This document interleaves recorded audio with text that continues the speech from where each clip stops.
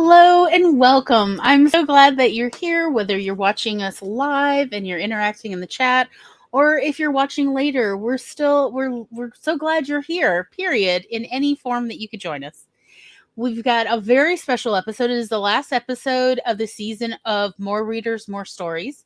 You know, the thing that in theory all writers want, in theory, no promises, is we want to write more stories and we want more people to read them. Of course, it's that thing that we love. And this is sort of this odd little departure episode where instead we are doing AMA, where anybody and everyone can submit any question under the sun, and not just about us, but like about anything you've ever wondered, like what is the longest living dinosaur? I don't know. Like there, you name it, it is possible to find these answers. However, I do not have the answers to life, the universe, and everything memorized. I know, it's shocking. So if you submit questions now, it may be a week or two before I get back to you with answers. However, I am a reference research librarian. Tom is also a reference research librarian. We also have several very special guests joining us today, and they may have knowledge to share as well. And if nobody's got questions or we all run out of questions, writing games we can play together. Writing games you can play by yourself when you just want to write and you don't know what to write.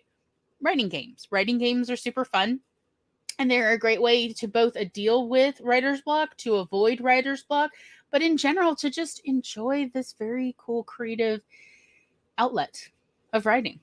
So because I've been playing writing games with my students for decades, and I've always heard good things from my students. I like playing writing games, so I thought also we could go over some cool writing games. So without further ado, I would like to introduce you to the folks that at least were here in the pre-party show.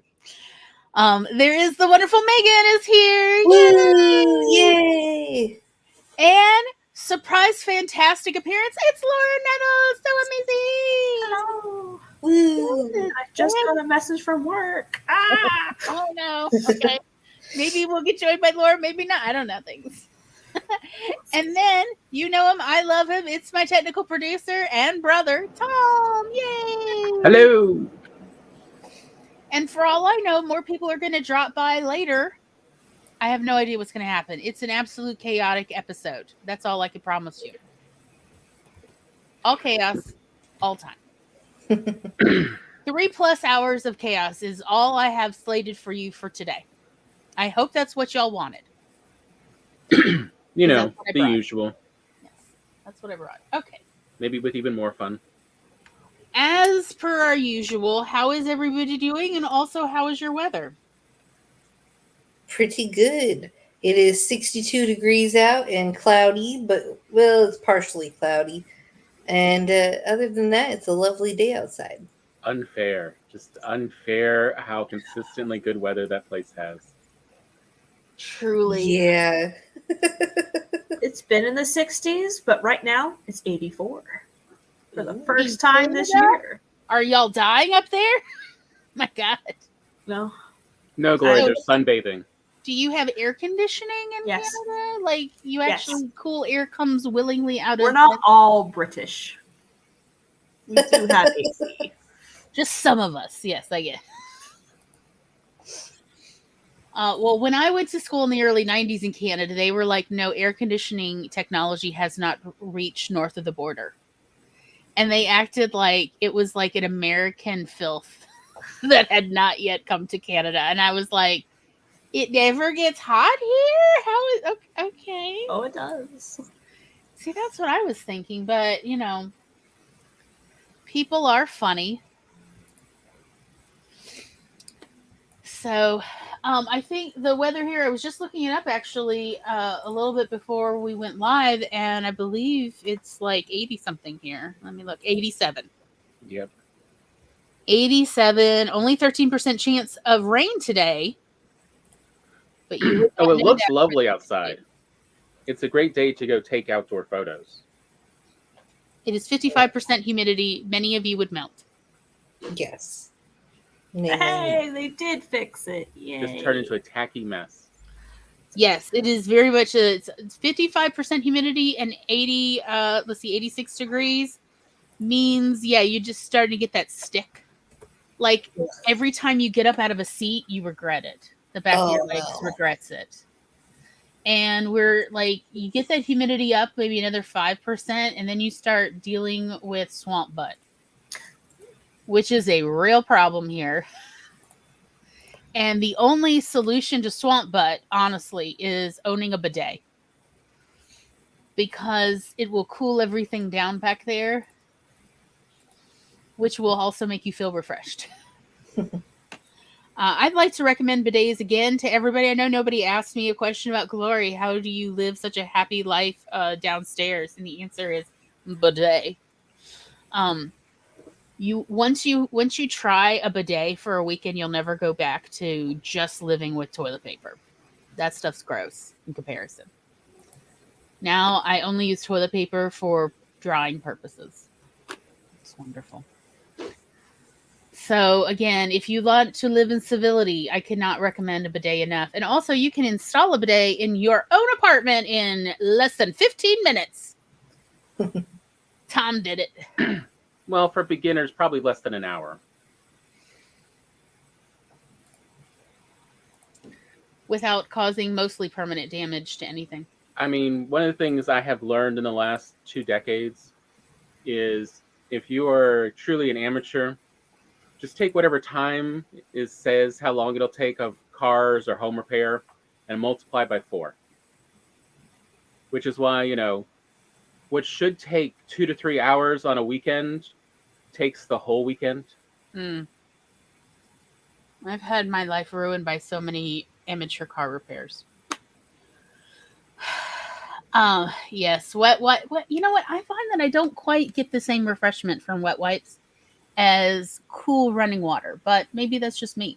I think it's at what point do you utilize it? Because early on, yes, wet wipes can do it. But if you wait too long to where the chafing starts, then yes, cool water is your only real option. Well, also, I run hotter, period. Like my whole body runs hotter. Yeah. So wet wipes do not cool me down as much as just cool running water will. So maybe it's also that, because part of the solution to swamp butt is stop sweating. And in order to stop sweating, I'd need to cool the flesh. So I'd say 6 mile an hour winds sounds very pleasant. Sounds very nice. We have 1 mile an hour winds right now. But let's go ahead in the chat. Hello, Maggie. How are you doing? Hello, CB. Tom is here in the chat doing double duty because he knows I love to say it, and also because he's taking care of things. CB says, very close to finishing my current draft of Stark for President. Excellent. Excellent. Let's see. CB says it is a disappointing 54 degrees and 75% humidity. Oh my God, that is humid. You're right. It is. That is very humid. Maggie, wait, I'm trying to click the right thing. Maggie says we are having a lovely day, 65 degrees and 10% humidity, except for the 30 mile an hour winds with gusts of 250 miles an hour. Oh my goodness. Also, that's a bit dry for me.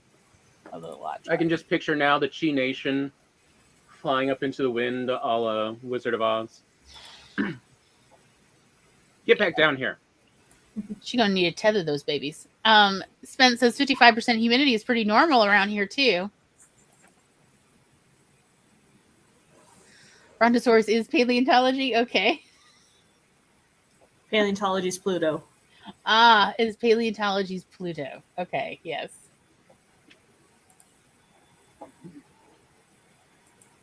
CB says I've been struggling with a stupid bug on my other computer and it's driving me nuts. Are we talking about a literal bug or like a digital bug? Computer bug. Oh, okay. Called Open Search Systems. Oh, I see Tom asked it. Used my account for it. Okay.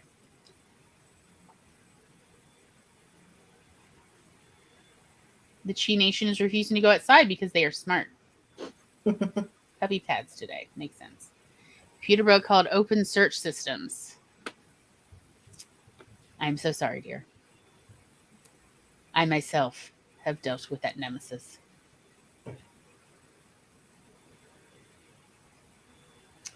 Yes. Gotta be prepared when you are on patrol. I don't know that uninstalling Google Chrome and reinstalling it is going to fix the open search systems bug.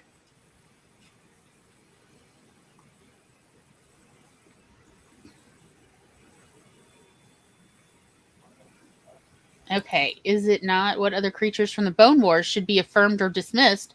Should Edward Cope and O.C. Marsh be denied status as father of their science because they destroyed fossils?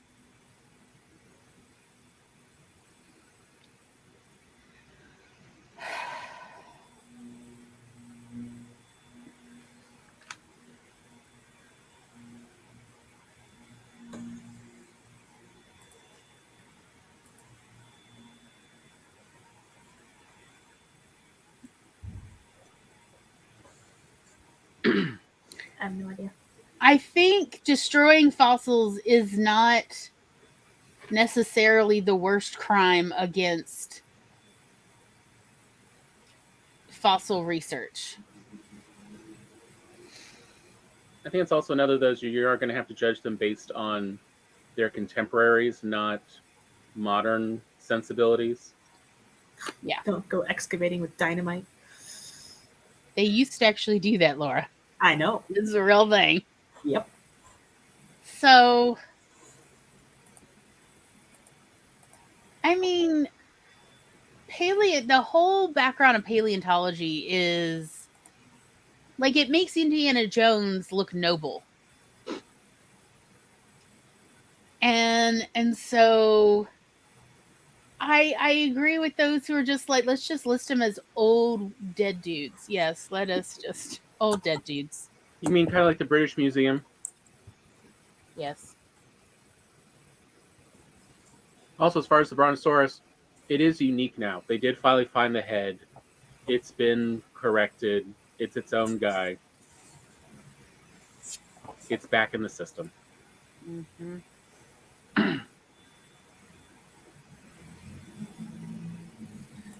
I love it anytime paleontology is like, oops, remember how we said this was an actual animal that used to exist? Well, it turns out we put 4 or 5 different animals together and we made ourselves a Frankenstein. So ignore that. That is what I like. Hello, SCP. Hey, BA. Okay, so Maggie says, do you think they should keep or withdraw Brontosaurus as a designation of dinosaur species? I actually think that we are still in the wild west of paleontology, quite honestly. Did you hear about the warm-blooded? Yes, I know. Maggie? I was like, how long have I been saying this, Tom? Since I was 8 or 9. That you cannot get a cold-blooded animal that large and survive for millions of years as a species and have them cold-blooded. Like, it's just not what's going to happen. Because think about how long they have to warm up in the sun or hot springs. That much flesh is just too much. It's sort of like why we don't have bugs the size of cars. Like they literally cannot handle the gravitational force of being that large. That's why spiders cannot be. What was it like from Doctor Who? Who remembers the episode of Doctor Who with that giant spider and the poor thing? The Queen of the Arachnos? Yes. No, not the Arachnos one. No. It was like the first or second episode with the new one with what's her name? Oh, I didn't watch this. But yeah, they had this giant spider that was like abnormally large. It was like a regular spider that had been made to the size of a bus. And this poor thing is in a ballroom just wheezing, slowly suffocating to death because they cannot handle our gravity with an exoskeleton. Like this does not work out. And that's so I have been saying this since I was 8 or 9 that you can't have cold-blooded animals be that enormous and it work. They've now figured out that bird pelvis means warm blood and lizard pelvis means cold blood. Not surprised. Also, it absolutely feels right to have obnoxiously colored dinosaurs. Like it just feels right.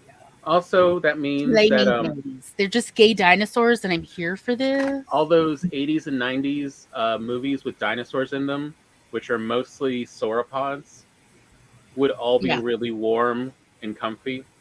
Yes. Oh yeah. Like I totally want to cuddle up. Like essentially giant cows.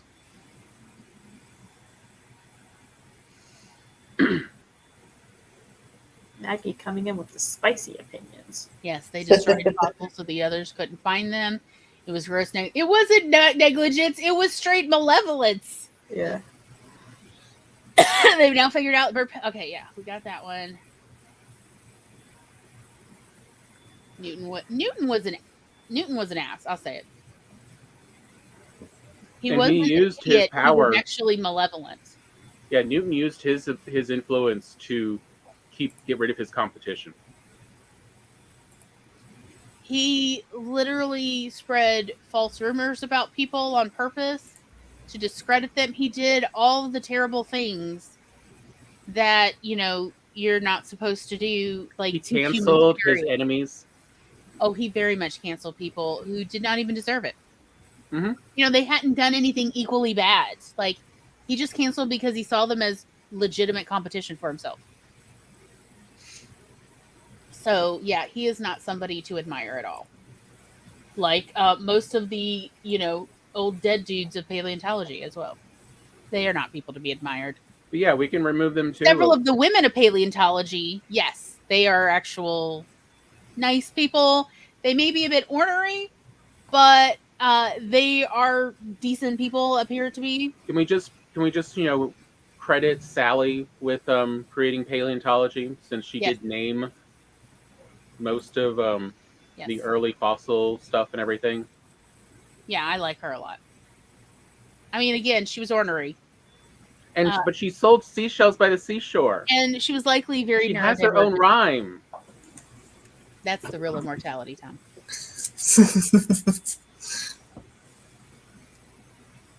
There's now actually a different Brontosaurus. Like, they found the actual skeleton for it. Yes, they have found a real Brontosaurus, so it's okay.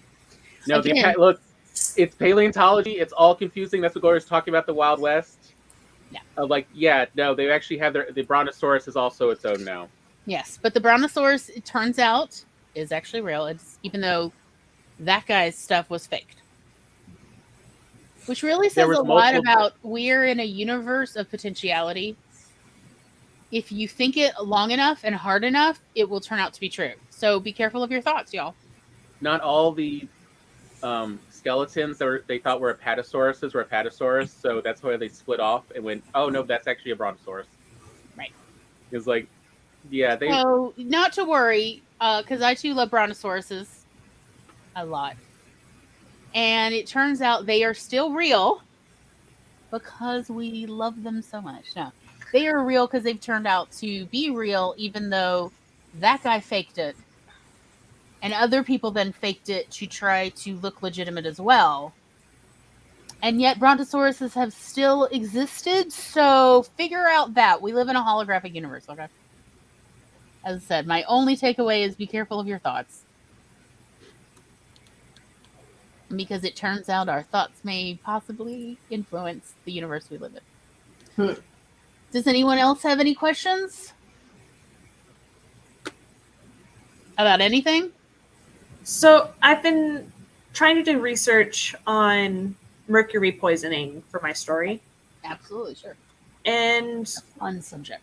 I can't really find any like specifics besides where'd it go? Like on what it does mentally. Well, like, mercury poisoning is heavy metal poisoning. So you just actually look up what are the symptoms of heavy metal poisoning. Okay. Because they all do the same thing. Well, like, no, like mercury. Because I got difficulty breathing and sleeping, tremors. Mercury will replace the calcium in bones. And you can actually see mercury poisoning in skeletons. At least if it was long enough. If that person lived for several months after being poisoned, then you'll see there will be this shimmer on their skeleton. That's true. I do love the shimmer. I know the shimmer, y'all. Okay, I know it's creepy to say that about like how someone died, a terrible, awful death. But what pretty bones, y'all. My grandma, what pretty bones you have. Hey, Jules. Hello, Jules. Hello. Teal. What's your favorite colors? Purple. These are my favorite colors. It's teal and purple. Gloria likes it- that purple pink shimmer. That's right. I made it. I got a fidget toy for my phone. This is so that I always have something to do and look at when the ADHD is too real in meetings, because y'all know committee meetings are how you like murder my spirit. So Murder my spirit by putting me in a call center. I used to work in call Yes. centers too. I actually like call centers better, but I think it's because I am the secret extrovert in this group. Ah. And the more people talk to me, the better I feel. Hence, I felt terrible till Megan showed up and started talking to me, even though, and I started feeling better. So thank you, Megan. You're welcome. CB's is very obvious, exactly what we would all guess. Iron Man red. I'm not surprised at all. It is a beautiful red, though. I will say Iron Man red is, like, as far as reds go, that's a pretty awesome red. Yeah. That enamel red, I love that red. I wanted my KitchenAid in that red. Yeah. But they were sold out. So I have gunmetal gray, which is still pretty cool. Tom has posted a lovely link about Brontosaurus for those who want to know that they're at least one of their top 10 all-time favorite dinosaurs still exists, no matter the slings and arrows of academia. I wonder if there's ever going to be a Brontosaurus. Oh my God! How dare you? Yes, please, somebody! I need you to put dinosaurs in little Empire waisted dresses now. Somebody! I've seen that comic. Yeah, I have too. I need that so bad. Favorite bird? Archaeopteryx. Oh, that's a good one. Let me think. I think I like California quail a lot because they're so cute and they just like run around in little lines. You know, they've got the mama bird and all the little babies following it, and it's just the cutest thing ever. And they squeak like they make the cutest little squeaky noises. My sister wants to raise quail instead of chickens because they're quieter. I mean, there's a good reason there. Thinking about it, if I'm honest, and it's bad, but I do like finches. I like finches and parakeets. CB likes pigeons. I think if I also like flamingos. Oh, nightmare bird. If I am brutally honest about like thinking about like the birds that I've researched, the birds I've actually taken an interest in, I really like the African greys, not to own, but because we now know that African greys have the verbal complexity of a toddler, that they are capable of having rather complex conversations with each other and with humans and with any other species. That they have the, vocabulary complexity of about a 3-year-old or more. And I just think that is so cool. Also, they don't like being alone, just like little kids. And I like that. Most birds don't like being alone. But I just think African greys are so interesting. And they live so long.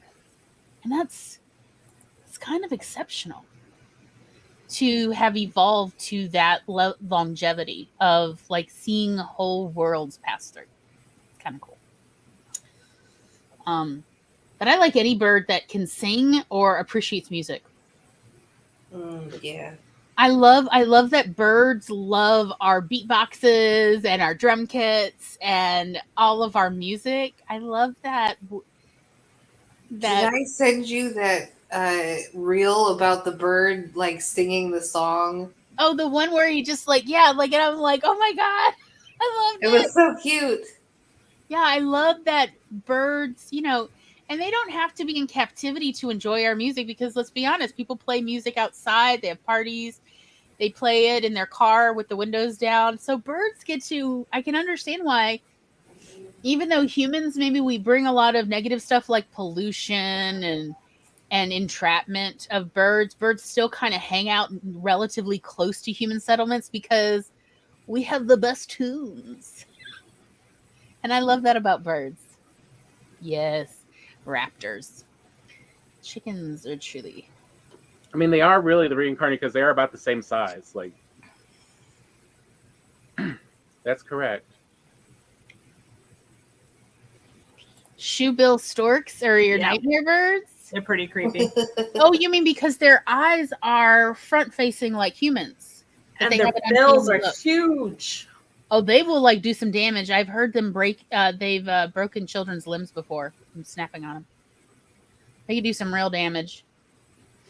They're I had a teacher, a fellow colleague who had moved to Mississippi from Florida, because aren't there some shoebills there in Florida? Mhm.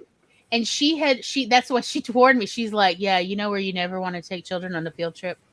A wildlife habitat. And I was like, really? Because,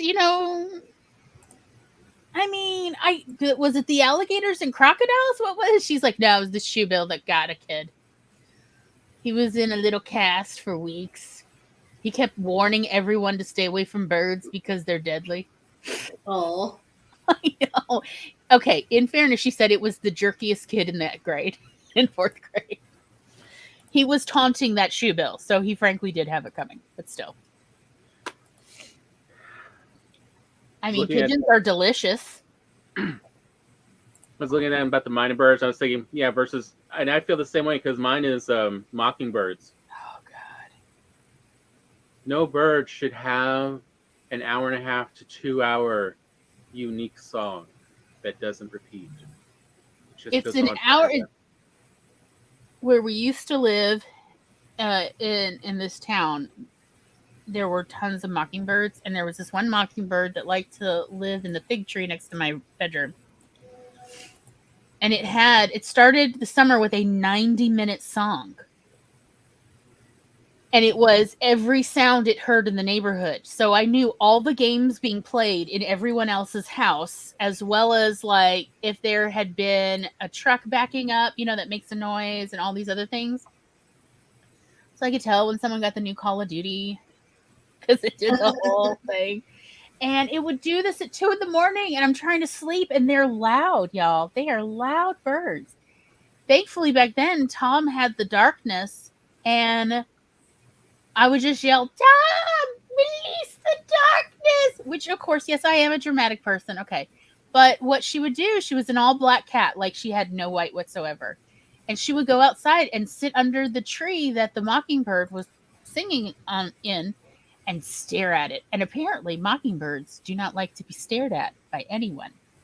And mockingbirds are very aggressive. They hate cats. But apparently, the mockingbirds did not know what to do with a cat that just stares and never attacks. So they just leave. It was great. Nice. And they cannot explain this to any of the other birds? Yeah, so the other birds won't attack it. The other mockingbirds won't attack it because you can't explain. He was just staring at me. So, yes, that was our defense against mockingbirds. And everyone else, like most people in Mississippi, also hate mockingbirds because, yeah, you get these in the middle of the night 2-hour songs, because that is how a mockingbird shows dominance. Is the longer the song, the more territorially dominant the bird is. Mm. So if you can sing your song with no repeats for 2 hours, you are the dominant mockingbird in the neighborhood, and all other mockingbirds must bow to your dominance or some crap. So they're all the time trying to gain little more snippets. They're always looking for something new to listen to copy, to add to their song, and they add it to the end of their song. So you can tell what is happening in a timeline by where it is located in their song. It's like you know way too much about your neighbors. Like how long it took them to beat one level of Call of Duty. Oh, God. Because the day he finally beat that level, then we heard a new song. We heard the new song that's the little bit of ditty music for when you complete the level. We were like, congratulations, stop playing this game. Let's see, favorite rare? CB wants to know, what is everyone's favorite song? Currently, it's Never Say Never by the Linda Lindas, but it changes all the time, so feel free to ask me again later. In half an hour. Maybe not in a half an hour. I'm pretty addicted to this song and this band. Mine is what was it from last year, the year before? Kings and Queens or something. I know what Try- song you're talking about. He calls it Kings and Queens, but I don't think it's actually called that. Yeah, it's like It's like, but the lyrics are, what was it? If all the queens had their choice of kings, there'd be something. Remember that song? No. Yeah. Maybe I just haven't heard it. Oh, I'm sure you've heard it. It's a pop song. Oh. Who by? I think Charlie XCX. I was Oh, going to then I say, definitely Some haven't Young heard it. Woman. Can I guess? Can Yes, I have Kings and Some Queens Young by, Woman for Ava 1,000, Max. Alex? Here, I'll post the link. Cool. Ava Max, Kings and Queens. Yeah, I don't think I've heard that song. I am genuinely surprised. Because I know what is the word for Megan being a music whore? Loves to consume music. I do. I find it charming about Okay, I don't think I've actually heard the Marvel version, Old Thanos Road. I've never heard this song. I know Old Town Road. No, Yes, Kings and well, Queens. this is the Marvel. That is the first for me. I will put that on for, on our break. I'll be listening to. Cool. I really like Thin Mints by Evan Cromit. I've never heard that. Me either. either. Yeah. They're pretty indie, I guess. Or it's just that I haven't listened to radio in like a decade. Me neither. I listen to a YouTube channel that does monthly compilations. Mm, So I found it through one of those. that sounds like a really good thing to have. It's Alex Rainbird music. So they're pretty popular. They do let me see. What's the official? They do indie rock alternative compilations and indie pop folk compilations every month. Oh, nice. Obviously, their Halloween ones are my favorite. Of course. I mean, my perennial favorites, pretty much, half of Fall Out Boy, Yeah. as well as, including the Ballad of Star Butterfly. You want to make Gloria Eyes smile, you just start playing that song. Yeah. Makes me happy. Yeah. Sweet Music by Hosier.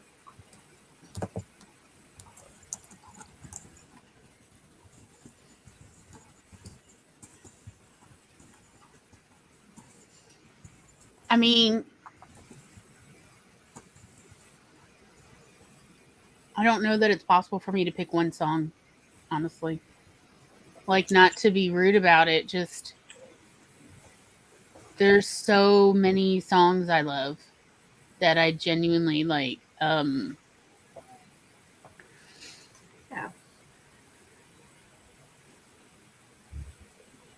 It Lately, definitely- I've been listening to Within Temptation, Tommy Prophet, Zwei, Saint Mesa. Yeah. Is Sly still releasing new songs? I don't know. I mean, there's a good recommendation for a song from Spence. When was this released? 2 months ago. Yeah. Wow. They did a collab with Tommy Prophet and Fleur, which I love both of those people. So that's how I found about Zwei. And then, yay! Very cool.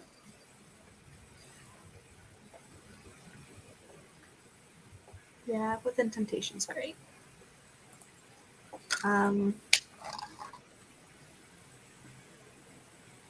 Violet Orlandi has a great cover of Take Me to Church.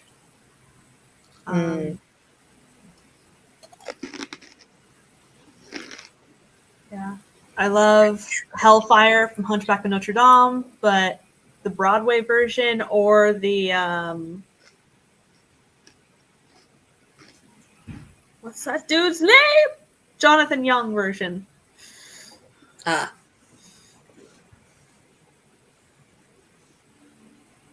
Symphonic metal. There's a phrase you don't hear often enough. Jules' favorite is just put the band within Temptation. Mm-hmm. Yeah, my favorite song does depend on the day and the hour too, Maggie. Gorillas. I like. I mean, there's one that's truly a. I don't want to admit my taste varies, so let me do one that's every album's a different group of people. Yeah. But yeah, Gorillaz is always fun. Like, I saw them in concert. It was pretty cool. nice.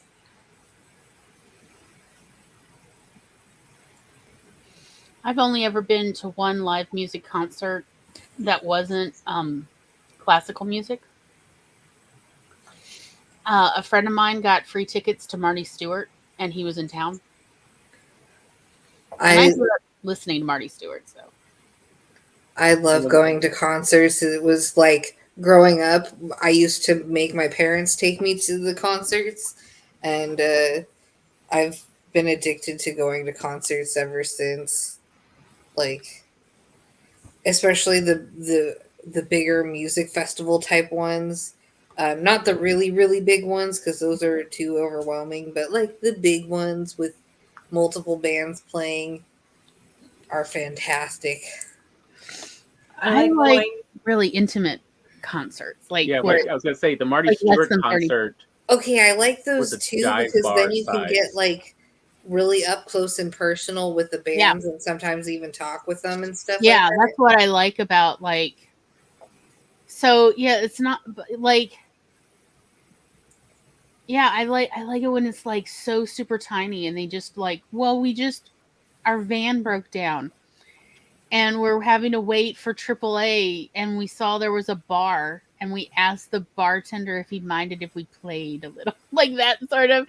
I have been to that so many times where I was already there going, what is happening? I thought we have live music, and they're like, the bartender's like, I don't know, some band said that could they play till AAA shows up? So I said, okay, we're not paying you. And they're like, it's cool. And, it turns out to be like some big deal band. They literally their bus broke down. Turns out that movie. Does that not happen to PCU, everyone else? Is that not how people met Keith Richards, or is it just me? Okay. Yeah, it turns out PCU movie, not that far wrong about, George Clinton and the Parliament of Funkadelics could just show up to a random, frat party. Like, I was led by PCU to believe this was normal. And then when it happened to me multiple times in my life, I was like, oh, PCU prepared me for this. Okay, it's fine. Maggie, I feel for you, because I can't handle the flashing lights either. I faint, which is dangerous when you're in the pit. Yeah. Yikes. Which is where I like to be. I like to be as close to the front as I can be. I want to be able to touch the musicians, like, give me a high five, guys. Yeah, I like to be backstage. If it's not a small concert, then I want to be backstage with the crew. So I paid to go backstage for Bullet for my Valentine. That was like the best concert I've ever been to, because it was like Hailstorm and some other people, but mostly I was excited about Hailstorm and Bullet for my Valentine. And they all came up the stairs and afterwards and like said hello to all of us, and it was so fantastic. Signed our set list, and it was great. I've gotten to be the official photographer for several bands. I need to learn they're better touring photography so I can do that. And it is awesome to like that. I was like, I didn't realize I was living my 8-year-old dream. But to be backstage and to have all access, because the photographer always gets all access. Oh, nice. Otherwise, how can you do the candid shots that the band really wants? Yeah. And so but for some reason, and I am not objecting to this, for some reason, if you're the band photographer with all access, then they automatically assume you therefore also get to be on their tab at the venue. Oh, cool. And you get to find out, like, because they'll ask, hey, so we're taking orders. And I'm like, oh, I didn't really bring any cash. I'm sorry. And they're like, no, you're on the tab. What do you want? And I'm like, oh, I will take chili fries. Okay, thank you. Which is not the best decision I've ever made, because you do not have chili on your finger if you're handling your very nice, expensive camera. Oh, yeah. But thankfully, I am also the kind of person that will stuff a whole handful of napkins in the bottom of my camera bag. So Like you're saying your bra. you did not need the help. This bra did that. Oh, the hand motion. Let's say no. Her hand motion for the bra is always like this. It's this. It's like a little slide in. That's where my ID goes, Laura. Oh, okay. That is actually the where leader bottles. But that is actually where the ID always goes, because I don't want to get pickpocketed. You know, I don't want to lose my and you notice when people, at least I notice when people are advancing upon my chesticles. So if I'm wearing combat boots or boots of some sort, then it goes in the boot. But otherwise, yeah, it goes in the bra. But yeah, like, so getting to be the band photographer at concerts and jealous. Being on the band tab, because the band hardly ever, unless like they are a band who are doing, you know, drinking way too much, they never use up their tab. So they're like happy to have other people actually use their tab, since they're not getting a cash equivalent on the tab. So they're like, no, please order the chili cheese fries. Please do. And get a Coke. It's like, okay, if you insist. Let's see. Jill said chili fries. Our university cafeteria had a flat top grill station, and we could get fries, chili, and snag cheese from the next station down. Chili cheese fries are my jam. Exactly, honey. They're party food. Like, I'm with the band, and these are my chili fries. It's just like so cool to be the band photographer somewhere. People really treat you with respect, and as a woman, I hardly ever get treated with respect, let alone as a professional. But people, like, roadies will practically fall on the ground to avoid being in your way, which is like... Okay, if you could be the band photographer for any band ever, which band would it be? Honestly, it would be probably one of the three that got me through my divorce. Tom's emo set. What is it? Panic at the Disco, My Chemical Romance, or what's the third one I always forget? Fall Out Boy. I honestly, because they seem like really fun people to be backstage with, and that they, you know, it's not like a dangerous situation either for women. They seem like they have a decent environment. And I like their voices. To be perfectly honest, I love the quality of all three of the singing tenors of those three groups. And so, like, I don't mind listening to them all the time. Yeah. But, like, from everything I've heard from other people, because I know other band photographers that, like, work for Rolling Stone in South Mississippi, by the way. And they're like, no, those are actual safe bands to be backstage and to work with. And you don't even have to worry about getting groped. Because, you know, like, you know what I'm talking about? Like, there's a different vibe with different bands. Even if you are a professional woman working, you'll get groped sometimes. And some bands, they just don't have that vibe of, like, you're not worried about your safety. Yeah, I've seen a lot of content coming out lately from My Chemical Romance, their tour. And I'm just like, I would love to be there so bad. So they're in Munich right now. I'm like, oh. But honestly, if it was like, hey, Joan Jett needs a band photographer in your town, I would be like, I don't care if anybody's grabbing my ass, I'll still go back there. You know what I mean? Like, I would say Joan's probably the one grabbing your ass. I would be okay with Joan grabbing my ass. That would be fine. I would be like, could I get a picture? Could I get a selfie of her hand on my butt? Thanks. I would just like documentation to like have Tom printed in a poster and put it on my wall. Just remember that time when it was very consensual. But yeah, I would say, like, honestly, and since I know several band photographers, South Mississippi, for some reason, has birthed a lot of band photographers that are still working or working part-time or full-time.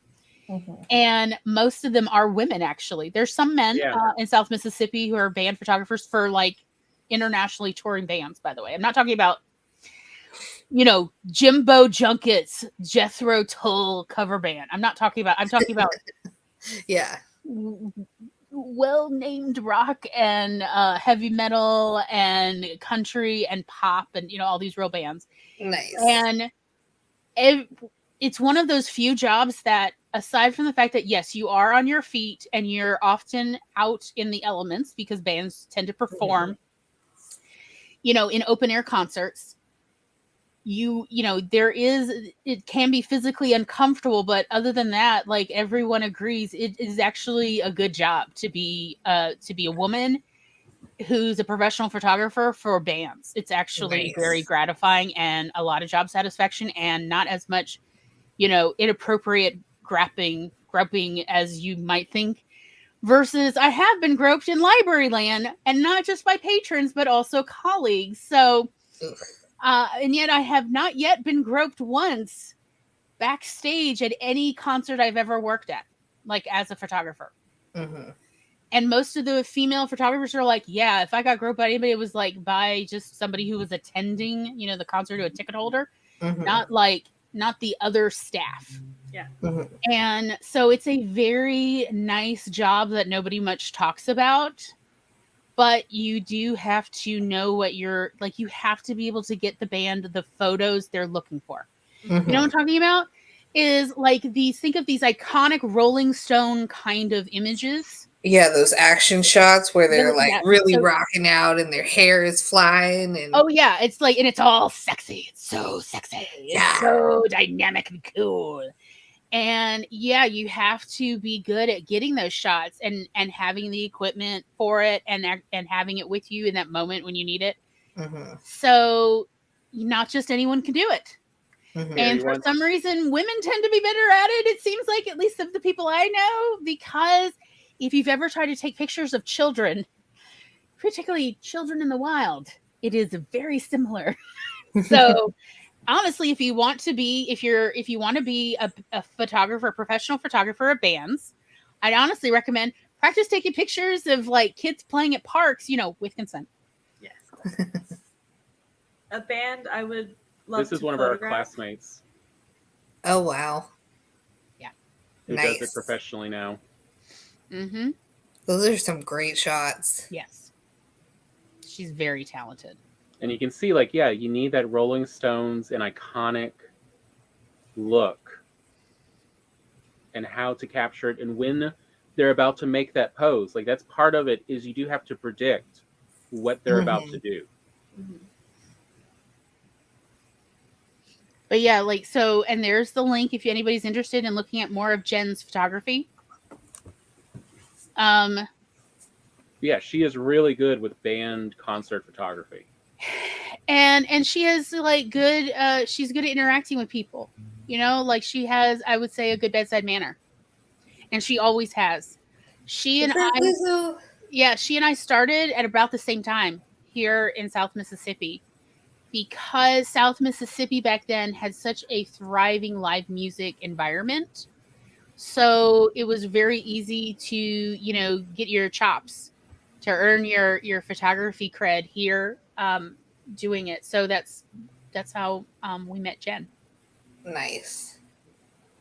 And yeah, she started by going to, I can't remember, what was it in New Orleans where all the bands would come play every year in the 2000s and 2010s. And that's how she developed. Mm-hmm.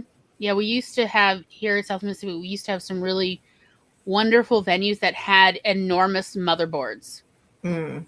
So we could get, here in South Mississippi, we could get bands like the Parliament Funkadelic, which people don't realize not just any venue is physically equipped to handle these more complex concerts. You need to have some really good sound engineers on staff maintaining equipment. And so what ends up happening is for these more complex bands, they can't just go anywhere. And in fact, like at the time when we were talking to people back in like, I guess what, mid 20 teens, we were like, what about this band or this band? And they're like, they literally, the only venue they can go to in New Orleans is, what is that one that Dan Aykroyd used to own? What is it? The Hard Rock? No. Was it the Hard Rock? Tom? Hello? I don't remember. I don't know. There was one venue down in New Orleans that the bigger bands could go to, and nowhere else because none of them had enough outlets for the soundboards. Oh. Yeah, we actually had one here in town for a while that we saw a bunch of big bands, in part because we were the only, there was one location that had like a 96 connection soundboard. Yeah. That could actually support some of these bands. Even if they weren't actually like a big group, they needed so many connections for all their equipment. Yep. And so it was just who can they play, who has enough, a large enough system for them to use. Yeah, so that was how like at the time the venue was called The Shed. It's no longer called that, but at the time they did have one of the largest soundboards that were, available at these kind of venues. And it meant that like what is the one the band that like did that song for Shrek? Well, they didn't do it for Shrek, but it was like, "Hey, now you're a rock star." You know that one? What was it? Smash Mouth. Smash Mouth. Smash Mouth was like looking at coming to South Mississippi only because there was a soundboard big enough for them to perform. Oh, wow. So what that meant was they were trying to do it as a way to come through on their way to Atlanta or from Houston or whatever, and just be able to perform anywhere, period. And so, because like at the time, New Orleans only had, what was it, an 88 soundboard? Something like that. Or no, I think they only had 72. Yeah, their soundboard had just busted. And so like that is what determines which larger bands or more complex bands will tour where. So honestly, if you want bigger bands or more complex bands to come to your town, it is about talking to those venues about, will you get a bigger soundboard? Because they do have to have a sound engineer on staff, pretty much just to like maintain everything, make sure the wires are good and cables are fine. However, the sound engineer doesn't have to run the soundboard when the bands are performing. That the bands tend to do that themselves. The sound engineer is mostly there of like, yeah, I know where more cables are. We'll go pull those, whatever. And then all of the monitors have been calibrated. Yeah. So the volume is, standard across the entire stage. Because that's the real reason why bands are like, are willing to sometimes play a, I forget what you call it, but essentially a whistle stop performance. If the system's already been calibrated and they don't have to do anything, they just hook up, you can do that real quick. But if that system hasn't been maintained, they don't have their own sound engineer, then it's, 8 to 12 hours just to get the system set up and running to do a performance decently. And that's why they won't do it at some places, is the boards aren't maintained and they have to fully do everything. And that's essentially an extra day of work. And it's a time suck. It's using up the energy of the band, like even, because they've also got to stay at motels or hotels or whatever. All of that is money. So if there's a sound engineer maintaining the equipment instead, again, it means you can literally have a band drop in, the bus parks, they perform, and then they still drive on to their big city where their hotel rooms are anyway. Yeah. And they can do that, and they love it because, let's be honest, you're not touring if you don't love performing. Yeah. Or you will age fast. And also, you want it, performers live on seeing the energy from the people they're performing for, and in smaller venues, it's easier to get that energy. True. So it helps charge them up. But if you are a bit more complex, it's hard to find a location you can do something more than just a unplugged event. Mm-hmm. Before we go to break, I wanted to point out, I was posting these links because Megan and Laura were posting these in the private chat. So I'm just posting here. So just so you know, like, this is Megan's thing. Megan. Not that I don't love the Lindas. I'm just saying, like, This Megan is my did the work. opinion. There. Megan did the work, not me. Megan did the work, and I just posted the link. And then This Laura song- did the work, and I just posted the link. Okay. This is a band that I would love to go film or photograph. Either one. So cool. Radkey is an amazing band. It's a black band, 3 brothers. They were all homeschooled and started this band. And this song in particular is called Dark Black Makeup, and it is so good. The band is fantastic. Like, they have such great energy, and they really, like, they sound very much like 80s, old 80s rock and roll, and like they really have a great sound to them. So I highly recommend checking them out and at least seeing if you like what they do.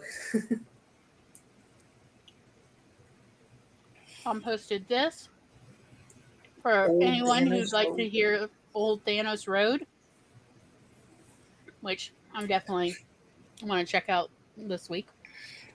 And also Thin Mints, Evan Cromit, which I think, Laura had posted. So, and then Wild Child, Crazy Bird. Do not know what that is. Tom? I think that might have been Haley. Spence? I'm not sure. Okay. There are links, y'all. Okay, so. And with that, how about we go to a short 10-minute break? Sure. Give all the introverts time to stop peopling for a moment. Yes, one of Spence's favorites. Yes. Okay. And we will meet y'all back here in approximately 10 minutes.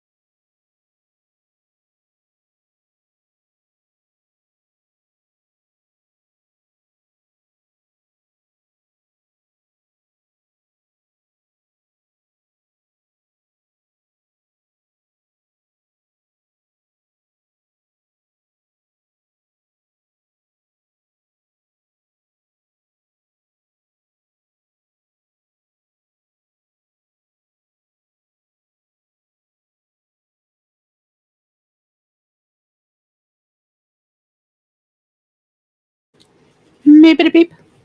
Maybe beep. Maybe beep beep beep. Boobity boop. I was watching Instagram reels I have been sent. I wonder by who. I wonder where this capacity beacon.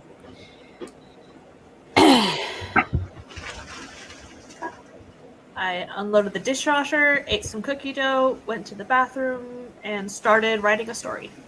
Wow. So proud you have a dishwasher. So productive.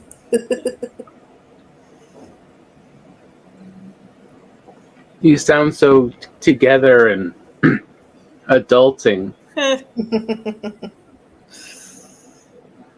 I paid my utility bill today. Look at you being a grown up. I listened to a couple of the songs we had posted, Uh-huh. and I think a good way to recommend Radkey is for people who like Offspring. I can sort of see that. They're so different from the Offspring, though. They remind me more of oh gosh, now I can't remember who. I'll think about it and then I'll. But at least that song really reminded me of the guitar and drum style of Offspring. Mm-hmm.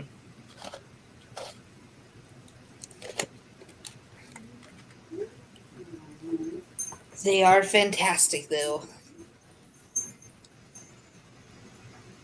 I am not sure what the HB90 course is, or She's an author tuber who has sold, she's published 40 books. No, that was Courtney Project. 25? I don't know. Quite a few. But she says she's made $1 million so far. And they're mostly YA paranormal fantasy. And she has a course on self-publishing. I took her course on the self-publishing, not the HB90, where it's like goal setting and using a Kanban board and that stuff. I did the self-publishing one, but depression hit, so I only got through like 2 or 3 weeks of it, and then I stopped. So I haven't gone back and finished it yet. But yeah, she was talking about like browsing Amazon and looking at the covers to make sure your cover fits in with your genre for the expectations of the readers to not be shattered and stuff like that. Yeah. Cool. But she has all of her Q&As available from every class, like every semester of this class she's ever taught. So there's years worth of info in there.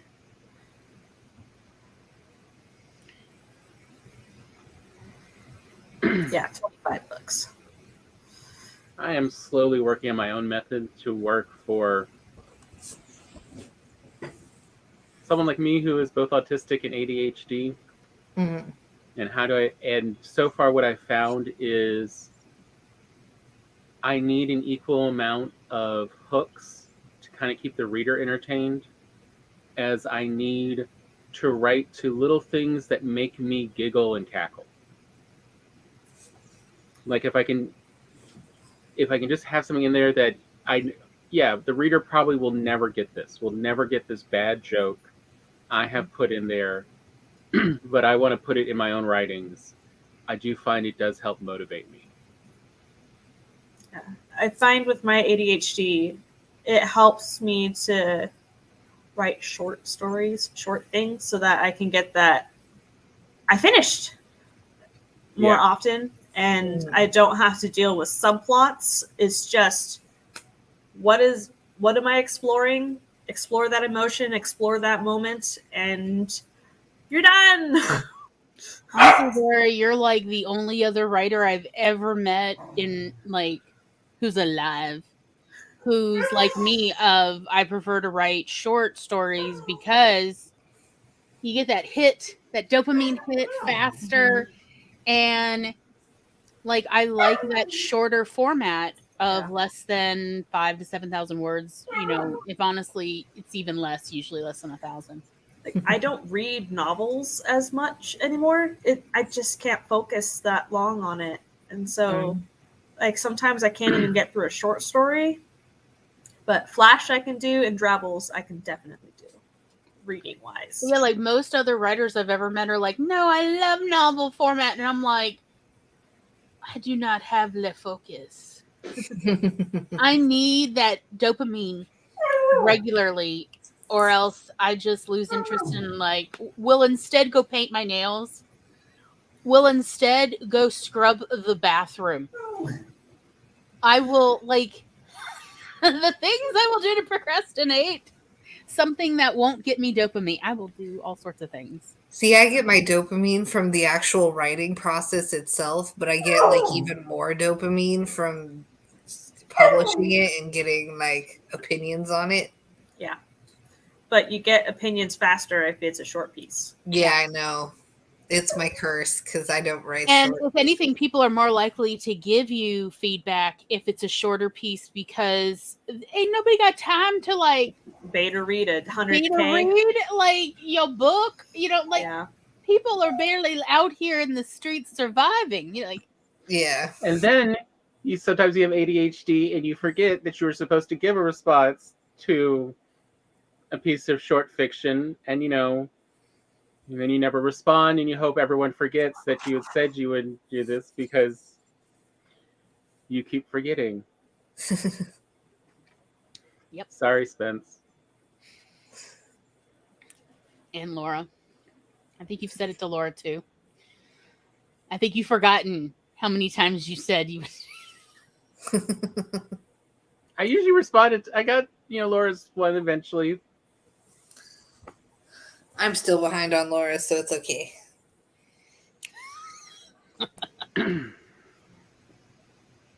But honestly, I just didn't have much for Spence's one, which was what kind of made it tricky. Mm.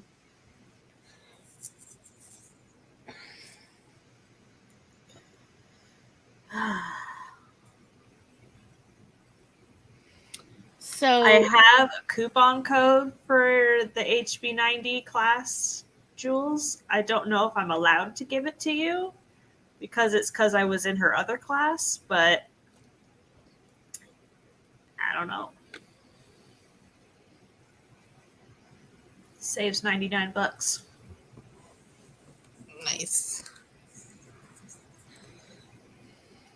I guess it depends on what you're trying to get out of, like, because it seems like the HB90, what is the goal of that particular course?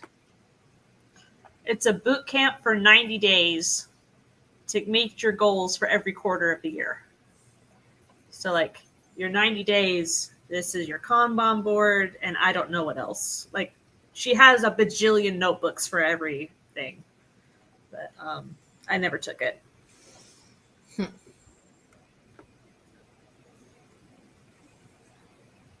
So it's not specifically, the HB90 is not specifically about writing.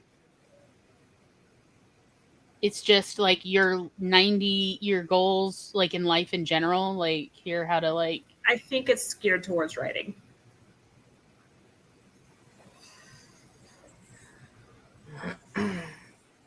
Heart Breathings is the channel.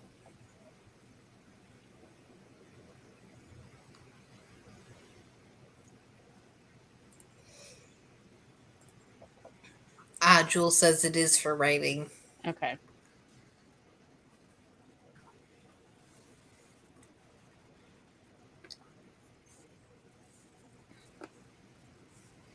How much is she charging for the course? Out of curiosity. I don't know. Let me go look.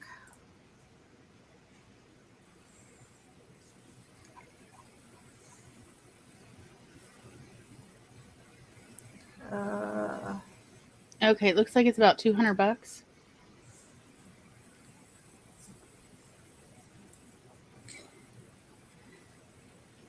It's $199, so $200. Mm-hmm. Says Jules. Yeah.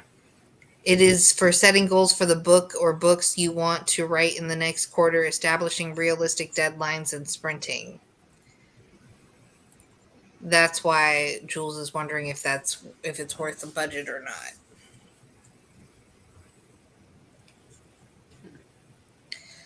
Because it sounds like it's mostly hand-holding.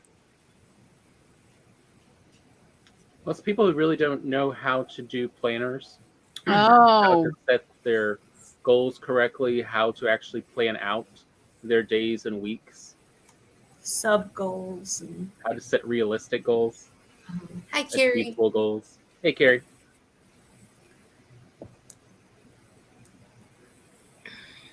like my thing with the sprint is I don't know if I can sprint with my mental health. So I like to think if I had mostly bad days, what could I get done and set my goal that way.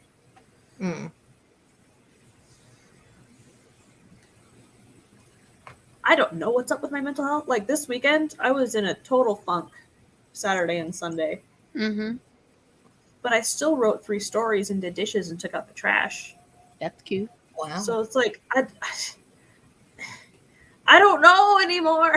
It's like my meds are doing their job on stopping the negative thought spirals and helping me actually they're kind of helping me get out of bed. Roy's mostly helping me get out of bed.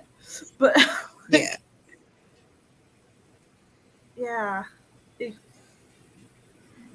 But those 3 stories were procrastinating the 3 stories I was supposed to be writing. So, I don't know. Okay.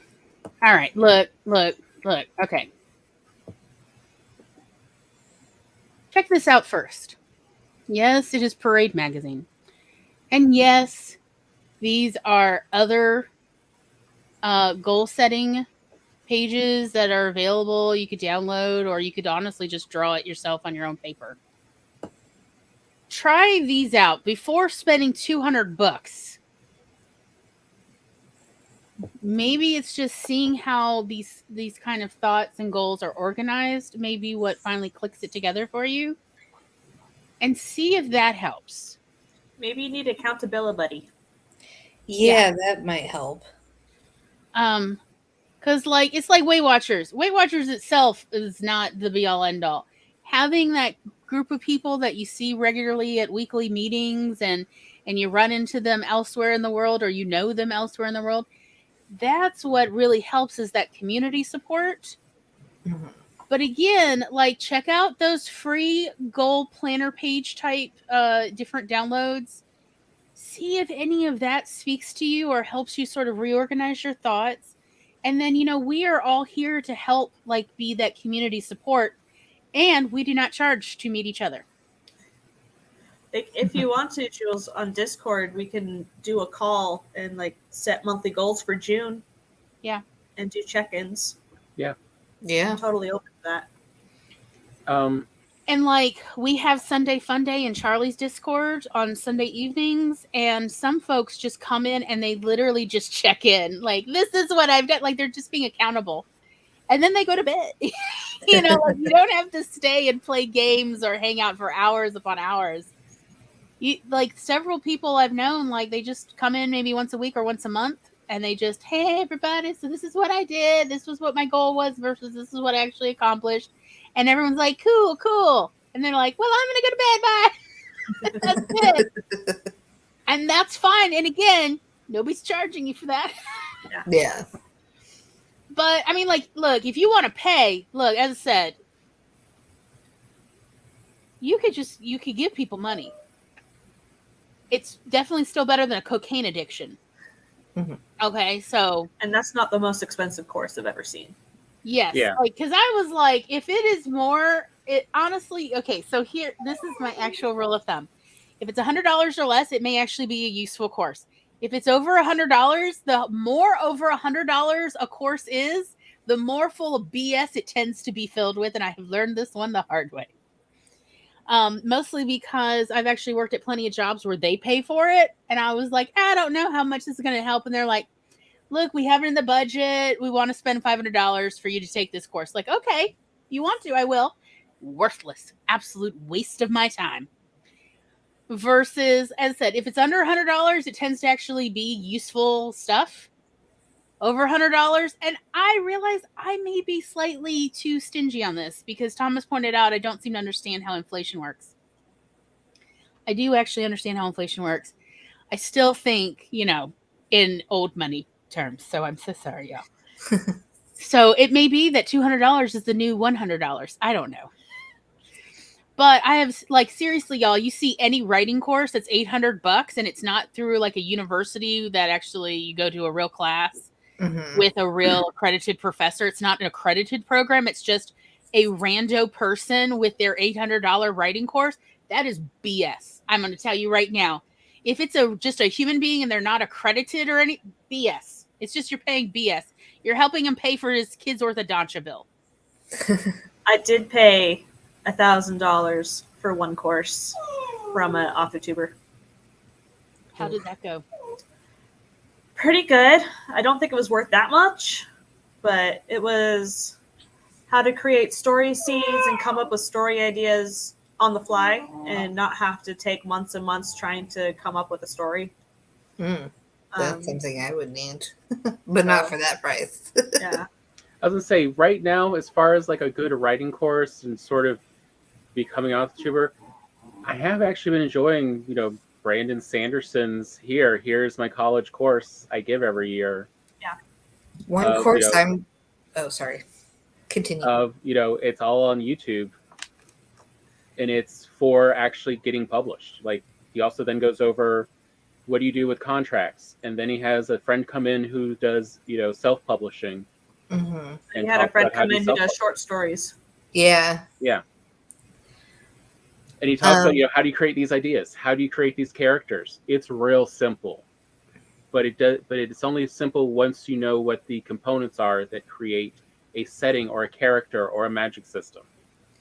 Versus, I gotta be honest, if we're talking about ADHD, there are no planner pages on this planet that are going to give you the dopamine that you require. They can I bullet journals so I can change it every single month. They can help. Week or day. Planner pages can help, but they cannot change your brain structure. I have spent so much money on Franklin Covey planner pages in the last 20 years. And most of it was just hope. I was just buying hope that somehow I would be able to stick to it, which there's nothing wrong with the Franklin Covey stuff. There are certain parts of the Franklin Covey that I still actually really like. Like the daily little piece that reminds you of your, this week's goals and this week's roles, or, they've done various versions. But again, you don't have to pay Franklin Covey for that. And in fact, you can even design your own planner pages, or other people have designed them and make them available for free. You just Google for that. Mm-hmm. So it's just one of those of there's only so much paper that can help when your brain is different. So it's something to keep in mind. Well, that does remind me. Let me go find the whatever, I don't know what you call them, but essentially the OG of ADHD research, because I've also really enjoyed his different YouTube videos, interviews, as well as just videos he's done, where he talks about, here's what the research actually says. Who? I'm going to go look him up again on YouTube. I can't remember his name at all. But he both annoys me, but then he actually has points, and it's fine. I'm really curious who you're talking about now. But BA agrees with you, Tom. He's enjoying the Brandon Sanderson YouTube series. Yeah. I think it depends on what you're trying to get out of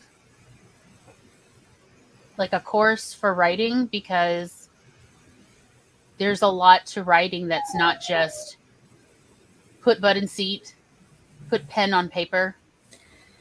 I believe it's Russell Barkley.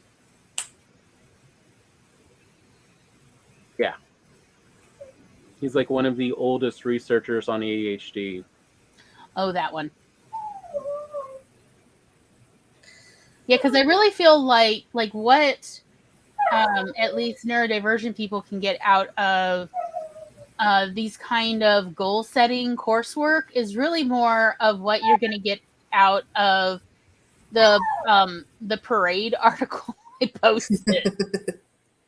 Again, not to like be tooting my own horn, because number one, I did not make these are not mine, but of just like, so if you're neurodivergent, then you are forever needing to be consciously aware of dopamine and serotonin and endorphins, and I can't remember all of the hormones. Everybody remembers their favorites, I guess. But when you're neurodivergent, you kind of have to actually get to be more of an expert at managing your own brain chemicals in that regard.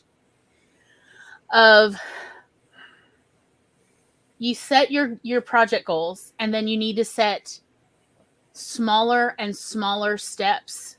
And then like to the point of, I swear it felt like such minutia to make all these little baby steps for a project, for a large project.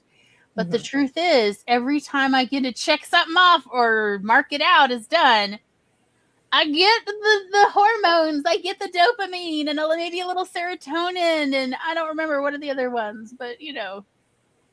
And you can try different ways. Like there is the Kanban board that I know you do have, Jules.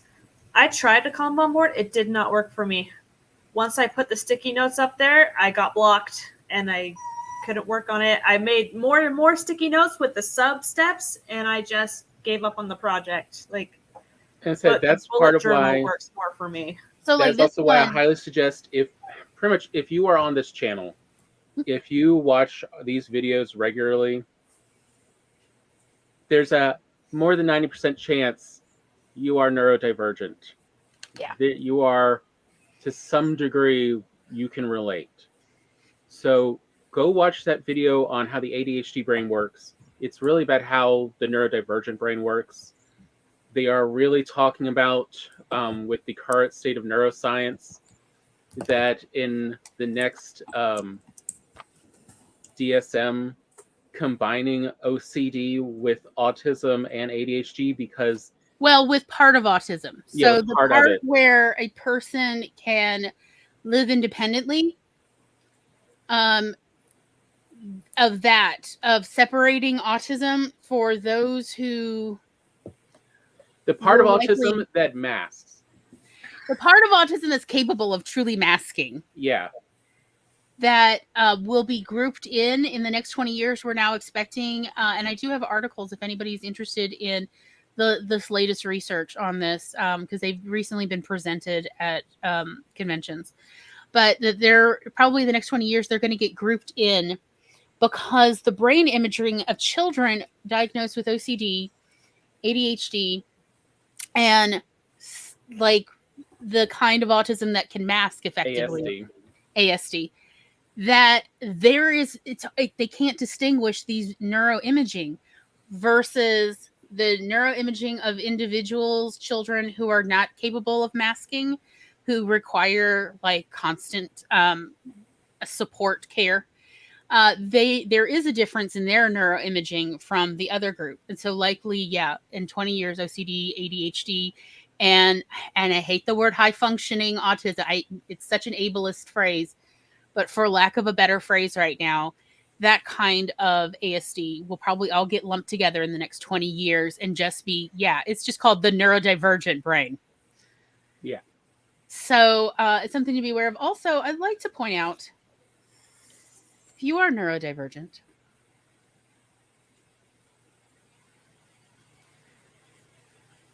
even if you have not been diagnosed with ADHD, this is actually the book I would recommend. And the reason I recommend this, even if you just want to write better, even if you just are struggling with goal setting and follow through, I'm actually going to recommend this book, ADHD Friendly Ways to Organize Your Life. The reason for this is it is actually structured for ADHD brains. There are so many bullet points. And in it, there are such helpful things like boring, managing stimulation hunger and hyper focus. First things first, learning to prioritize. This is like, honestly, are you a writer who keeps struggling to finish? Yes. I love this book. Megan's got it too. Preach it, baby. It's such a good book. It's given me such good advice over the years about like especially like the having another buddy there to watch you and just be there as you work. Like that has been very effective, surprisingly. Like especially as an introvert, I don't think having like a person around would be that helpful, but then it is, and it's just I love this book. So like there's a really helpful chapter 15, plenty of time thinking. Hold on, let me put it big. Okay. Spence just says she needs this book. I agree. You can buy it used. This is, I can't remember if this is the first or second edition, and Megan is the other edition. But again, I want to point out, so like, for instance, this is the beginning of the chapter. This is what the chapter looks like, but my favorite part of the end of every chapter is a review. So the review on this chapter is beware of fuzzy time budgets. Build in time cushions. Use analog clocks and watches. Use a time timer. Make appointments with yourself. Balance your time bank account. Anticipate hyperfocus. This is actually useful ways to help a neurodivergent mind organize and stay organized when you fall off the wagon, which we will all inevitably fall off the wagon because the 2020s are so incredibly stressful and anxiety inducing, legitimately so. Yeah. But again, honestly, when it comes to, I need help prioritizing and organizing and goal setting, technically this book is not officially about that. And yet, because that is a part of life, they actually do address that in multiple chapters. And so one of the things I found so helpful in this book was, so every day, at the start of that day or at the end of the previous day, you need to make a list of what you need to accomplish the next day. You can only put 5 things on that list. And work can be one thing. Some people can only handle 3 things. You're going to have to figure out the kind of person you are. But it means that you really actually have to, when I would start doing this, like every day I've got 5 things. How am I going to spend my 5 things? The truth is I tried doing 10 and I would date each one of these lists and then I'd keep them. And at the end of the month, I'd look through the list because, I'd mark out when I'd accomplished something. Even if it was on the previous day, I'd mark it out. And I'm looking at these lists going, these ladies are absolutely right. I do on average only accomplish 5 things and work is 1. But like, let's say dinner is 1. Grocery shopping is another for that day. It's like, they were right. I feel so seen and yet also read to filth. But the truth is I needed that kind of honesty. And when I started seeing that, well, if it's 5 things, that means I now have to budget throughout the week what I can accomplish. Instead of having this rotating list, I actually was starting to get more dopamine kicks that way. I was starting to feel happier and I was gaining more self-efficacy of feeling like I can handle my own life. I don't feel like a victim of time and circumstance any longer. Also, real quick, I wanted to address what Spence said. Go on. Where she made a distressed noise when you said only 5. Just this sound escaped from her. I was and I'm there familiar too. And I remember, way back, because when did you introduce me? I think it was over a decade ago. No, I only found out about this book because when I was working at ILL. Oh. Another patron requested the book. I was scanning through it going, this looks like a cool book. Let me ILL request it too. And I loved it so much I bought my own copy because I did not want to return it to the library. But here's the other part though about that only 5. It's only 5 per day. So what you end up doing as you start to organize yourself is you'll make a master list of, for this upcoming week or really month. For month, yeah. And then you'll add to it. And it's just every day you only put 5 items for that day. And so you end up actually just making yourself a calendar of each day. These are the 5 things I'm going to try to accomplish. And, guess what's on that list? Paying your bills. You could probably work up to 5 things as well. But even 3 things a day. But if you're actually organized and you keep track, that is 90 things a month. Well, so and originally this was in relation to children of do not put more, only put 3 to 5 things on their list a day. If going to school is one thing, and it is, they're there the whole 8 hours or so, and then they have homework, that's 2 things. Look, children 8 and under can only accomplish 3 things in any given day. So that means they only get one other thing they can do that day. Let's be very practical. That means you can't do all the laundry and clean your room and make dinner and sweep the garage or it's look, this is all this child is capable of doing. However, that means they could do one thing today, and then tomorrow it means they can do one other thing. So then you really start seeing what they're capable of. But it is so as to avoid that failure cycle loop that we get into where we start beating ourselves up. You also definitely don't want to encourage that in children. And I really saw how I needed to change the way I was parenting myself. Because because I was stressing myself out trying to accomplish even 7 things in a day. And it's was it really worth this much anxiety and also not getting to bed till after midnight when I had to be up by 6 a.m. the next day? And the difference between the malfunctional versus the functional sometimes is just in the context you feel it. So Laura, I totally get you on the, you wrote 3 stories, but they were not the 3 stories you were going for. But you still actually created 3 original works. And so that is still on the accomplishment. Yeah. Okay, you didn't accomplish the ones you were going for, but it's still 3 more than you had. And so let's still be happy for that part. We will just continue on the list because welcome to the brain.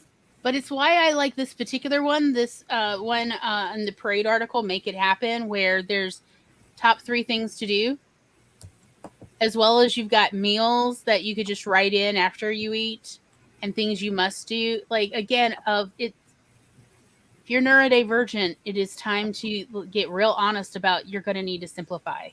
Yes. Because you're not going to get that dopamine if you still feel yeah, I did those things, but I still didn't get everything off my list. So you're not going to get that final dopamine kick for the day. It's going to help you sleep better, and it's going to make you feel better in the morning because you need dopamine to sleep too, to fall asleep and have restful sleep. So again, you got to be managing these hormones more, or at least be thinking about it. Another part of it. One for me and one for Joe. So another part of these lists of 3 to 5 things, once you figure out what kind of person you are, is what you'll end up doing is you have at home a master list of here's the stuff I need to do. And then you have your 3 to 5 tasks depending on what kind of person, also what day. Days you're not working, more likely you can do 5 than days you're working. It may just be 3 novel things because work is always going to be one of them. But also, it's kind of like the way I figured out when I did pizza delivery. Everyone's happy if you show up 10 minutes early with their pizza. Well, okay, 98% of people are happy. There's a few people who are still grumpy. Weird people. They weren't home yet. They're going to find something wrong, okay? There's just some people, on the other hand, are upset at you if you arrive 10 minutes late. And so the reason I bring it up is it's all about context. It's all about perception. So I always gave myself a padding of 15 minutes. So I'd always show up early, even though I figure, I'm going to show up at least 10 minutes before the time I'm telling them. But that way that feels like I showed up early. So let's say, you are doing better. You got 5 items on your list. You got all 5 done. You can now kick in an extra one that, let's see if I can do this one. If you do it, look, I got an extra. You get a little bit of extra dopamine for that. If you don't, hey, it wasn't part of the 5. So you accomplished your 5 for the day. Yeah. Also, as they pointed out in the book, routines are not part of the 5 a day or the 3 a day for children. So if it's something that you do every single day, like brush your teeth, it's not one of the 5. Which honestly, actually, this was like what, 7-8 years ago when I originally found this book. That was actually what gave me the motivation to really focus on building routines in my life. Because the routines, once they become a routine that you do every single day without question, they don't take up space on your 5 a day anymore. Yeah. So me, a person who's kind of chaotic and never really quite builds a routine, now I'm always recording my daily, my vitals for the day and taking my medicine every day and really focusing on getting all of that accomplished. It means it doesn't end up on my 5 a day, so it doesn't take up needed space to actually accomplish other things. And so that was partly what gave me the, incentive to really start looking at what can I essentially automate in my own life to the point it no longer takes up space on my 5 a day. Because I wanted to be able to accomplish more, but I saw like truly it's just too much of a struggle to be trying to accomplish these long lists every day and fail and feel like a failure, and then the next day feel even more defeated than the previous day. So again, as a writer, if you're neurodivergent, and if you're here, you're more than likely neurodivergent, or you love somebody who's neurodivergent, I highly recommend this book to help you with your goal setting, your priority management, and even how you're organizing your thoughts, your life, your physical environment. This still book is way cheaper than, multiple $100 course. And this really gets to that. Why is it the most common thing you hear with people who are diagnosed as being on the autism spectrum in their adult life? Invariably, almost every single one of them says the same line, which is, I wish I'd known this as a kid. And when someone asks you, oh, because it would have made life easier, and the answer is always no. No, it was not going to make life easier. It would not have made my life any easier, but it would have helped my mental health. Mm-hmm. Because my brain works differently. I can't use what everyone else says works for them. And it would have been nice to know it's not my fault. It's just part of who I am. Like, one of the things, I'm going to get on a little hill, because it's one of the things like I just have a annoyance at, because medicine hasn't caught up. So like, Laura, you were talking about your weekend, and it really reminds me of one of the things medicine has not caught up on is the difference between low mood, which is what we traditionally call depression, and anxiety, that has actually several similar behaviors to low mood. Real depression is low mood, which is where you have a hard time having extremes of emotion. Mm-hmm. Your mind's kind of shut down because you just don't have the serotonin to do that. And that's also where the difficulty with memory comes in, because you have to be a certain amount of awake and cognizant to store memories. If you are too excited, like your life is in super danger, that is a big mouth that lion has, or really, let's be honest, that hippo has, or you are too low, like you don't care about anything, you just need sleep. Who cares what happens next? Your brain will not store memories. That is the problem with low mood, but people got that confused with depression. There's a lot of different things, versus anxiety mimics some of the stuff of low mood. If you have too much anxiety, as Gloria likes to point out, you will not see any behavior on my outside face or body. But if you look carefully at me, you'll notice I am holding in a lot of emotions. I am very tight, intense. As I heard someone recently talking, kind of like, when you see the security detail for the US president, the Secret Service, you can't tell what emotions are crossing their minds.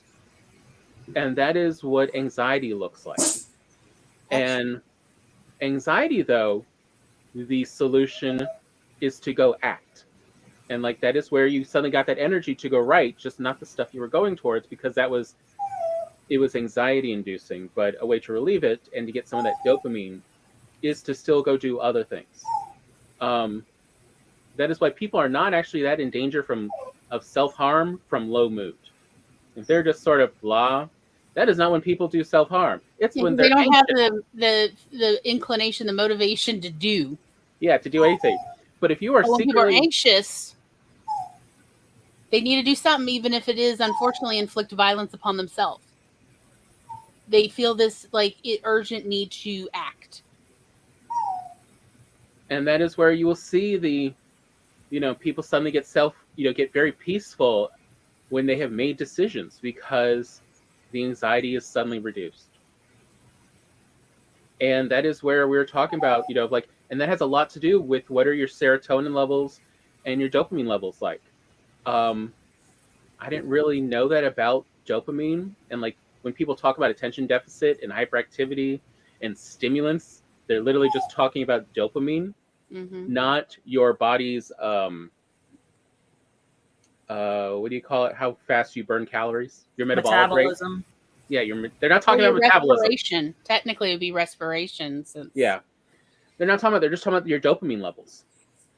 And so like when I would get put on, antidepressants, all that does is affect your serotonin and increase your serotonin a bit. And so I would feel myself improve, and then it'd be like, but I'm only like 60 to 70% improved. Where is that last 30%? And it's only been in the last few years I found out, oh, that last 30%, that's the dopamine system. We haven't addressed that part. That is why these only take me so far. So once you get, part of it done, then it's, all right, then we work on the other system. How much caffeine do we want on a regular basis if, we're having problems getting to a doctor to prescribe me more, doctor-required prescriptions. What kind of nicotine? And, one of the ways to really tell that you have a dopamine system problem is, do you find the idea of addiction weird? Do you have problems taking medications even when they make you feel better?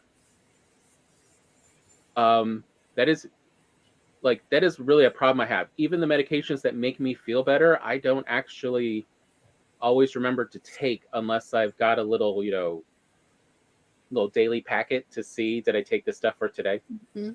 Because the dopamine system is not rewarding me for taking it. So that has been another thing that has really helped me is if you really don't have a tendency towards addiction, if like the concept is really weird, even on things that are pleasurable, your dopamine probably isn't being produced enough. You probably do need more caffeine and more stimulants just to function on a day-to-day basis. And you're going to need to put that into your automatic system of just when I wake up, after I go to the bathroom, I go make myself coffee, or I go take half a no-dose, or some way to make sure it is just a regular. Yeah, because the reason the stimulant works is it's actually signaling to your brain to release the dopamine that it has already built up. That's where the stimulant works in the first place. If you don't have the dopamine to release, that's a whole different dysfunction. I also deal with, but that's a different story. But like some people, like that is not their issue. So they can do quite well, for instance, on non-stimulant medications, say for instance with ADHD, like Strattera, which is using, what is that, norepinephrine? Yep. Which is adrenaline. So if you could just get a slap to the face and then you'd be fine in the morning. You don't necessarily need caffeine or other stimulants. You could just, be doing fine on your own adrenaline. And there's the ones who like to exercise in the morning. That is actually part of what morning exercise does, is it increases that adrenaline system and cortisol. And that's what some people need. Like it's like you're neurodivergent. There is no one size fits all for even ADHD or neurodivergence or what will help you in your daily life. It just depends on the person, and you're going to have to be the Sherlock Holmes of your own life and deduce through probably trial and error what is going to help you function at your maximum maintainable capacity. Sometimes you do need a doctor who can prescribe antidepressants and other medications definitely to help your brain chemistry. You can't get that over the counter anyway. Like, you're going to have to. But, like, you're going to have to see, since you're the only one running your body, your doctor can listen to you about what you're saying, but you're the one who's going to have to do all the investigations and do the observations. Good night. Night, CB. And, like, keep track of these things. Like, for instance, in a bullet journal of how long does it take you to fall asleep and how long does it take you to really feel fully awake. So for me, I really need 2 hours at night of no talking to people to finally feel sleepy enough to go to sleep. This made my marriage difficult, by the way. Because he did not understand us having separate bedrooms, but it's like, you're just too exciting and I cannot sleep. So I'd have to wait 2 hours after he fell asleep before I could fall asleep. And that went on for almost a decade. And then it took 2 hours. We'll tell each other, the next day of how, we were pretending to be asleep. So the other one did not feel obligated to interact. Yeah, I don't want to talk to Tom in the middle of the night when I was walk to the bathroom. I don't see you. You're not here. We are not interacting. I will get too excited. But also, when I wake up in the morning, it's also like, don't be expecting a whole lot out of me for the first 2 hours. It takes me that long as well to actually get this diesel engine of a brain like up and running. So I prefer not to drive the first 2 hours I'm awake. It's something like you've got to figure out for yourself, because your body is not necessarily like everyone else's. If you're lucky, your body is similar to your other family members, so they can help you clue in. But not all of us even have that. Like Tom and I, we both have ADHD. We do not have the same kind of ADHD, y'all. How messed up is that? Sometimes your parents get diagnosed after you get diagnosed. Yes. And the other reason why you have to be your own advocate is, this to me kind of brings it up, is Carrie saying 30 minutes of no screens before bed has helped her so much. It's less than the recommended, but it's a start. So the reason for that could be the blue light is affecting her circadian rhythm. It could also be that the apps and stuff she's looking at are increasing her adrenaline and making her wake up more because of the anxiety inducing. There's a lot of different things that could be going on with the screens, but only you inside your head really know the effects it's having on you. Yeah. And that's why you have to be your own kind of Sherlock. Is corollary is not causality. And so you have to figure out what's the cause of it. Mm-hmm. Like, Gloria and I have problems sleeping. Some of it, at least for me, is, sometimes anxiety. Same for Gloria. Sometimes it's anxiety. But also, we have a connective tissue disorder, so that we always have far more muscle tension and pain than we recognize. Our body has just gotten used to it. It blocks out most of the pain. If you were to do a blood test, though, you'd probably see more cortisol and other indicators of pain than we would ever recognize. So another thing that helps us is muscle relaxer. Like, it's actually in the recommendations for people with our disorder of just give them this muscle relaxer like it's candy. They won't really abuse it, but it does help them rest. It's a short-acting muscle relaxer. It has a half-life of only 4 to 6 hours. It leaves the system pretty quick. But all of a sudden, we will get really drowsy because we're not in that pain. Yeah. We don't even recognize we're in that pain. But the second we're not, it's like, I'm ready to sleep. Oh, yeah, I'll just pass out like that. Because to suddenly the muscles to relax, it's like the exhaustion, like suddenly I can feel the exhaustion. And sometimes I feel the exhaustion before I'm even consciously aware of it. And I just wake up with my glasses on going, what happened? And it's been hours. Just because I'm not even aware of the physical exhaustion I was experiencing before the muscle relaxer kicked in. Because the muscles have been tight all day. And so that's just called living for my brain. My brain's like, that's the baseline. Like, but that is not the baseline for other people. And like another thing I see Carrie mentioning of, read or write in night pages or something, of journaling can also be a good way to deal with anxiety for some people, simply because you have literally externally exported your thoughts and anxieties for the day, and your brain will then let you rest and not continue devoting cycles and energy to it. And all of a sudden, yep, time to sleep. Mm-hmm. Because you don't even realize in the back of your head, you're still thinking about those things that are making you anxious. Also, I will say for me and my ADHD brain, sometimes writing stories at night actually gets my... Okay, so with ADHD brain,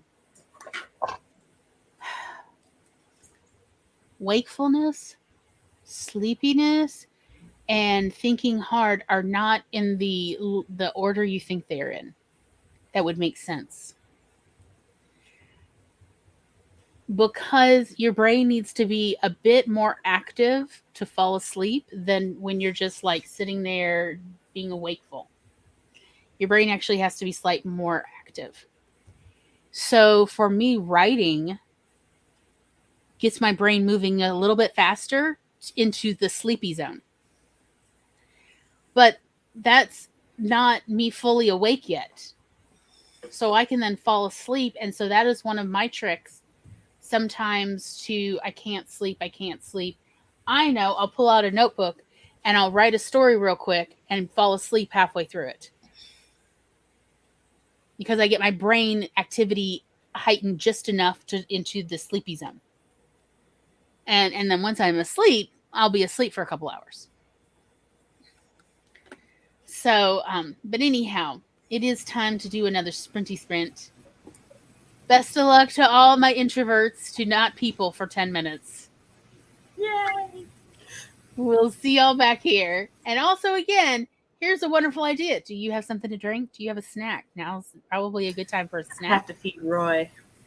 Yeah, or even to think about what you're going to do for dinner. Because I know it's weird, but the body that you have gotten, it needs to be regularly fueled. I know. Why every day? Every single day, y'all. Multiple times a day, because our body's not even good at storing energy in effective. You know what? It's like we all went to a used car lot and just got any random old car that was sitting around and called it a human body. I don't know what to tell you. Didn't even get the Carfax.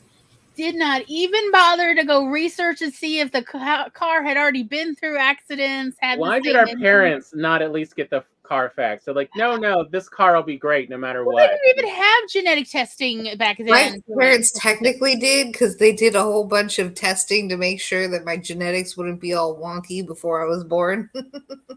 And still, it just goes to show. Yes. But anyhow, so here you are, and you got to refuel this vehicle multiple times a day. So have you thought about what you're going to fuel it this time? Because remember, sad food makes sad tummies, and sad tummies make sad people.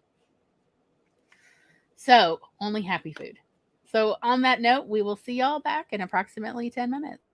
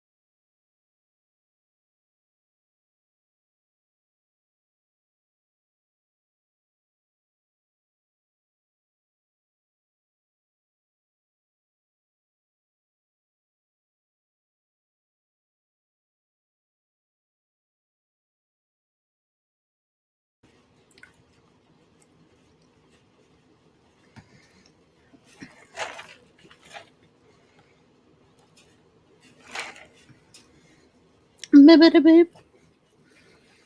Bibbidi-bip. Bibbidi-bip-bip-bip-bip. I finished my story. Ooh, which one? It's for an anthology that's based around Medusa. Mm-hmm. So they just want stories about things becoming. Hi, Megan. Oh no. So yeah, the anthology wants. Where'd it go? Oh no. Yeah. It wants stories about things being transformed and immobilized, immobilized but not transformed, or transformed but not immobilized. Mm. So I did the double whammy. But I need help titling it. So, can I read it?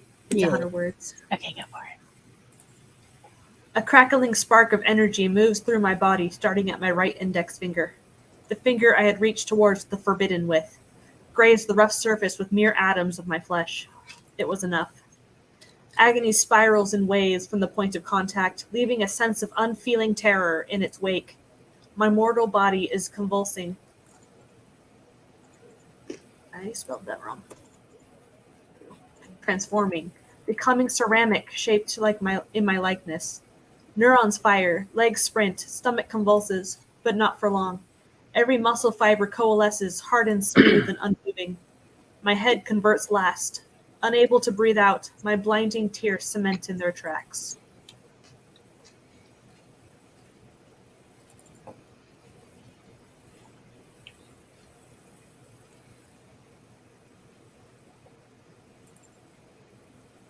I just called it the forbidden. Oh, I was like thinking like something stone cold. But the spinal superhighway. I don't know that. I mean, really, my first thought was head trip.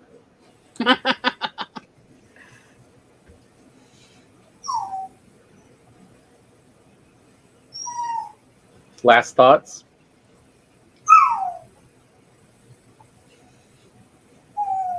Ceramic on the run.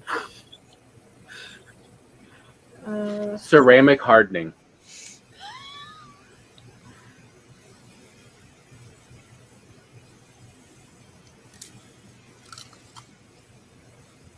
Consequences?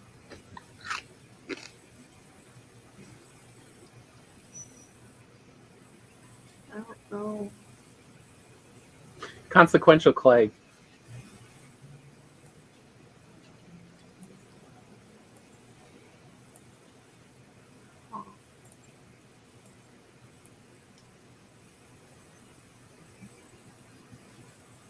The Medusa effect. Killing it. Killing it? Yeah, like Spencer. Oh, kiln. Killing it. Hello, Jules.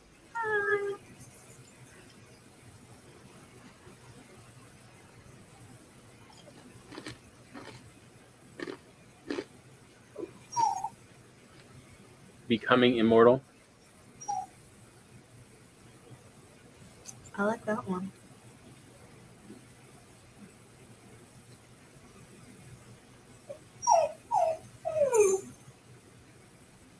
The consequence of becoming. Mm. Yeah. Or immortal transformation.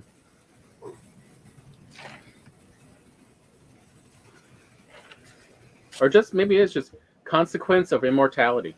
Hmm.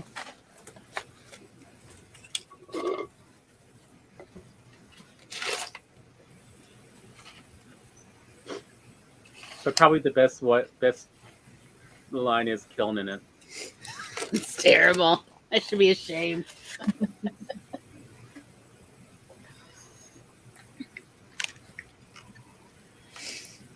The kiln of consequence. Yeah. Because like if there's one annoyance Gloria and I have from when we were doing all of those YouTube short movies, is the actual titles were so impossible to search to Google Yeah. search or anything. Yeah. So it's like, give it at least something that is memorable. It's not entirely a normal phrase so that people can then Google search it. Mm-hmm. But yeah, these has like such mundane, everyday, run-of-the-mill titles, particularly one-word titles, and it's like, good luck. Mm-hmm.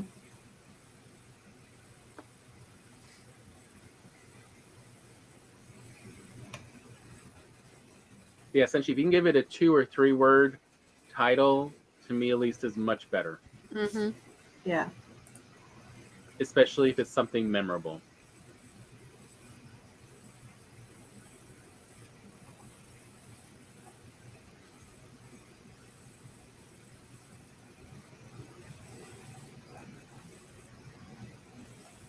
Life in the Kiln.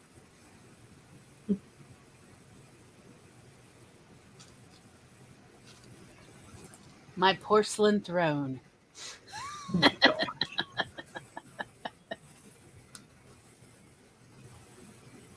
So, Cup Questions? of Transformation. anything? What? Questions? Anybody? Oh.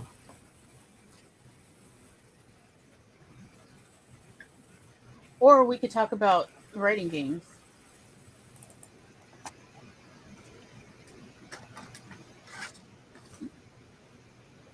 Okay, let's see. All right. Okay. Okay, for writing prompts and games one could play with by myself. Writers love dice. This I have learned. If you don't own dice, what are you doing with your life? You can own dice very affordably for very little. I Well, you can- inherited all of my dice from my friend's ex-roommate. There you go. You can also, quite honestly, make dice out of paper. Or sticky tack. We used to do that. I used to Yep. make out of sticky tack all the time. Use the pencil, Yep. do the dice Yep. dots. Or honestly, even clay, Mhm. you know, Sculpey or something. So you can play dice to like figure out which protagonist or setting or whatever the mood of the story you're going to write. Also, you could use tarot cards. What a great excuse, since I'm starting to think you can't be a writer without a tarot deck.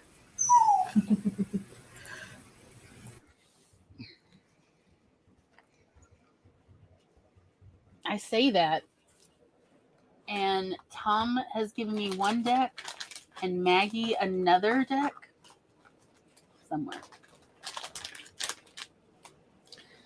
So you could just pull a tarot card, look at the picture, and write something about what you see or elements in the picture and have to include it in a story. Shiny math, click clacks. Roy is crying. We need to take him outside. So I'll be back. Poor Roy. He's like, nobody knows. There are sandwiches out What there. are I you have not yet. saying about me, Carrie? Okay.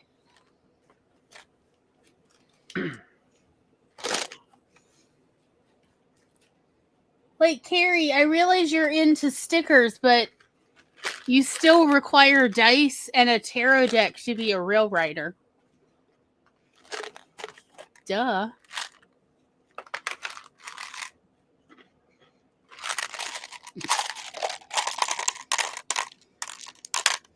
By the way, there are so many tables out there available for writers as well as people planning to run games when they're needing to design whatever part of their story they're working on. So you can just find free ones available, or if you need help with that, we'll be happy to help you find these lists of like the kind of protagonist, type of monsters, whatever. I'd love to say. Every writer needs dice. Yeah, between Laura and Maggie, they have made sure I stay prepared. Yes, I was actually going to suggest to Laura to see if she wanted Tom to do a tarot reading. Here's one of my tarot decks. Well, we'll see when she gets back. Oh, I forgot Keep my about that tarot one. deck warm. It gets cold at night. Found the D&D. Carrie found her D&D Taroka deck.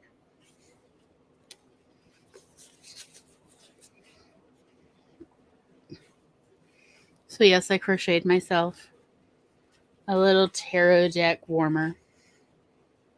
I can hear the need in Spence's writing from here. Hopes she can get the apartment, and then she can start DMing again. Cries to herself.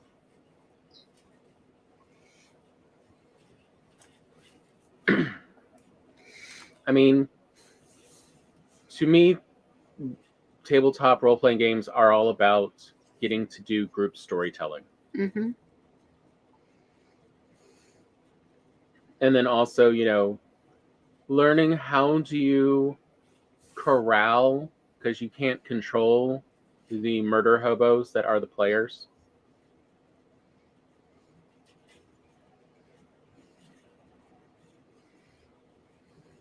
Because, if you have no homes and you have no consequences, some people just suddenly feel like they need to kill everything.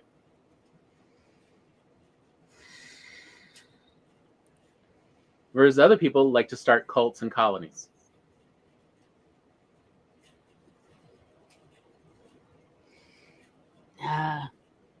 Some well-placed tears might help. I mean, is that not part of just accepting when you've always got that much extra hormones coursing through you? Use it whenever needed. Like that it is now a superpower of yours. Right? Use it whenever, it's needed. None of your friends will judge you for it. I was telling Gloria, and I did tell her the other part of this Microsoft programmer who's got a YouTube channel and recently found out, got a diagnosis he was ADHD and autistic. He was talking about how, it explains a few things, including apparently where he had an autistic meltdown in the SEC governor's office when he was doing a business deal to sell his company to someone else. And there was, they had to do the usual background checks and investigations and stuff. Apparently he just had a meltdown because it was just too much stress. Couldn't handle it. I'm like, yeah, I feel that one. I genuinely believe in having multiple support humans. People talk about like emotional support animals. I will even have emotional support humans with you. It just makes it so much easier. This doesn't mean that, I won't cry. It just means that I have somebody to either run interference or to like, oh, they're there. It wasn't you. I was there. I saw it all happen. You're fine. It was them. It was all them. Modern day bards. I mean, one of the annoying things Gloria and I had talked to each other about was realizing only within months before our mom passed away that we had missed 2 years of being able to get away with being a bit rude in lines and other things of, excuse me, can I just cut ahead? My mom has cancer and I need to get this for her. Of like, wait, I could do that? I can... Like, once you realize you have some, extra abilities, like, use them. You have pregnancy tears, use them. Yeah. I'm always fascinated how much most people really don't know how to handle other people crying. Especially when men cry. I've seen women, otherwise hard-hearted women, just suddenly like start crying when a man cries in front of them. They're like, no, it'll be okay. We'll get your paperwork processed. Stop crying. Help. I can't deal with this man's tears. You know, like, I'm like, really? Versus, like, I understand some people not sure what to do when men cry because there's a certain amount of, is this crying going inward or are they going to act? And I'm about to have an unpredictable person on my hands in a moment. Oh yeah, that's how I react to, like, not your tears, but like other men's tears of like, he about to throw something. That's what I always say to him. Do you need to take a minute? We got the bathrooms down the hall. Because sometimes people don't even realize how far they're going emotionally, and just saying, do you need to have a minute, like, kind of gives them a moment to like do a quick scan and go, oh wait, I really am, I really do need to take a minute. Let me go take that, mental break in the bathroom. Because I have been present for more than a few table flippings.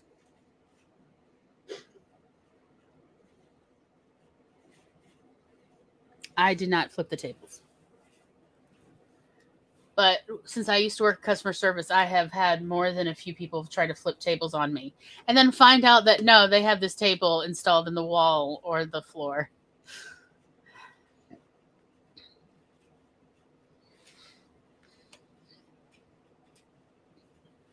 Let's see, Carrie says, I've seen Joe cry once. We went to a funeral for the husband of someone we know from church, and he broke down. His grandmother passed earlier that year, and he never had time to properly grieve. Yep, that'll do it. I say, like, one of the things they really don't talk about is not everyone's going to cry in the week of a loved one passing. Right. Sometimes it's going to be 6 months, a year, or 2 years later before their mind feels comfortable grieving in that way. Yeah, you have to feel safe to process some emotions. Like, I'm not talking about like the hormonal fluctuation stuff, but I just mean like just grief in particular. You need to have a certain amount of safety to really process grief. And if you don't feel safe, if you aren't safe, there's no time or space to process. So yep, hit him about 6 months later. Yep, grief will do that. It's just how it works. Because I remember just telling Glory when our mom passed away, yes, nope, I'm not grieving right now. I can tell. I don't know when it's going to hit, but it's going to be a little bit. And yeah, I think it was about 9 months later, I think. It was literally 9 months because it was Labor Day weekend. And they're like, I just realized yesterday that I'm like missing Mom. So she's dead. And I'm like, it took you 9 months to realize you were going to miss your mama? I know. Look, I get it. I was not as sensitive or compassionate in that second as I could have, because I'm like, everybody is going to miss their mom. I even knew, and I had a very complex, troubled relationship with my mother. And I knew I'm going to miss her because my friend who'd lost her mom 20 years prior, who also had a complex, troubled relationship with her mother, told me, what to prepare for. And she was absolutely right. So I kind of prepared ahead of time for, giving myself that space to feel that whenever it does happen. But here was Tom 9 months after Mom had actually died. And he was just at that point finally realizing, wait, I miss her. Like, everybody misses their mom. Even if she was like a war criminal, you could miss the mom you didn't have, but you're still going to miss that cubby hole that you have labeled in your heart for Mom. Everybody grieves about a mom or the mom you didn't have, but you wished you had, or whatever. Like, everybody, though, is going to one day experience grief around the cubbyhole in your heart labeled for Mom. Including now I can't tell her off and show her exactly how she was wrong.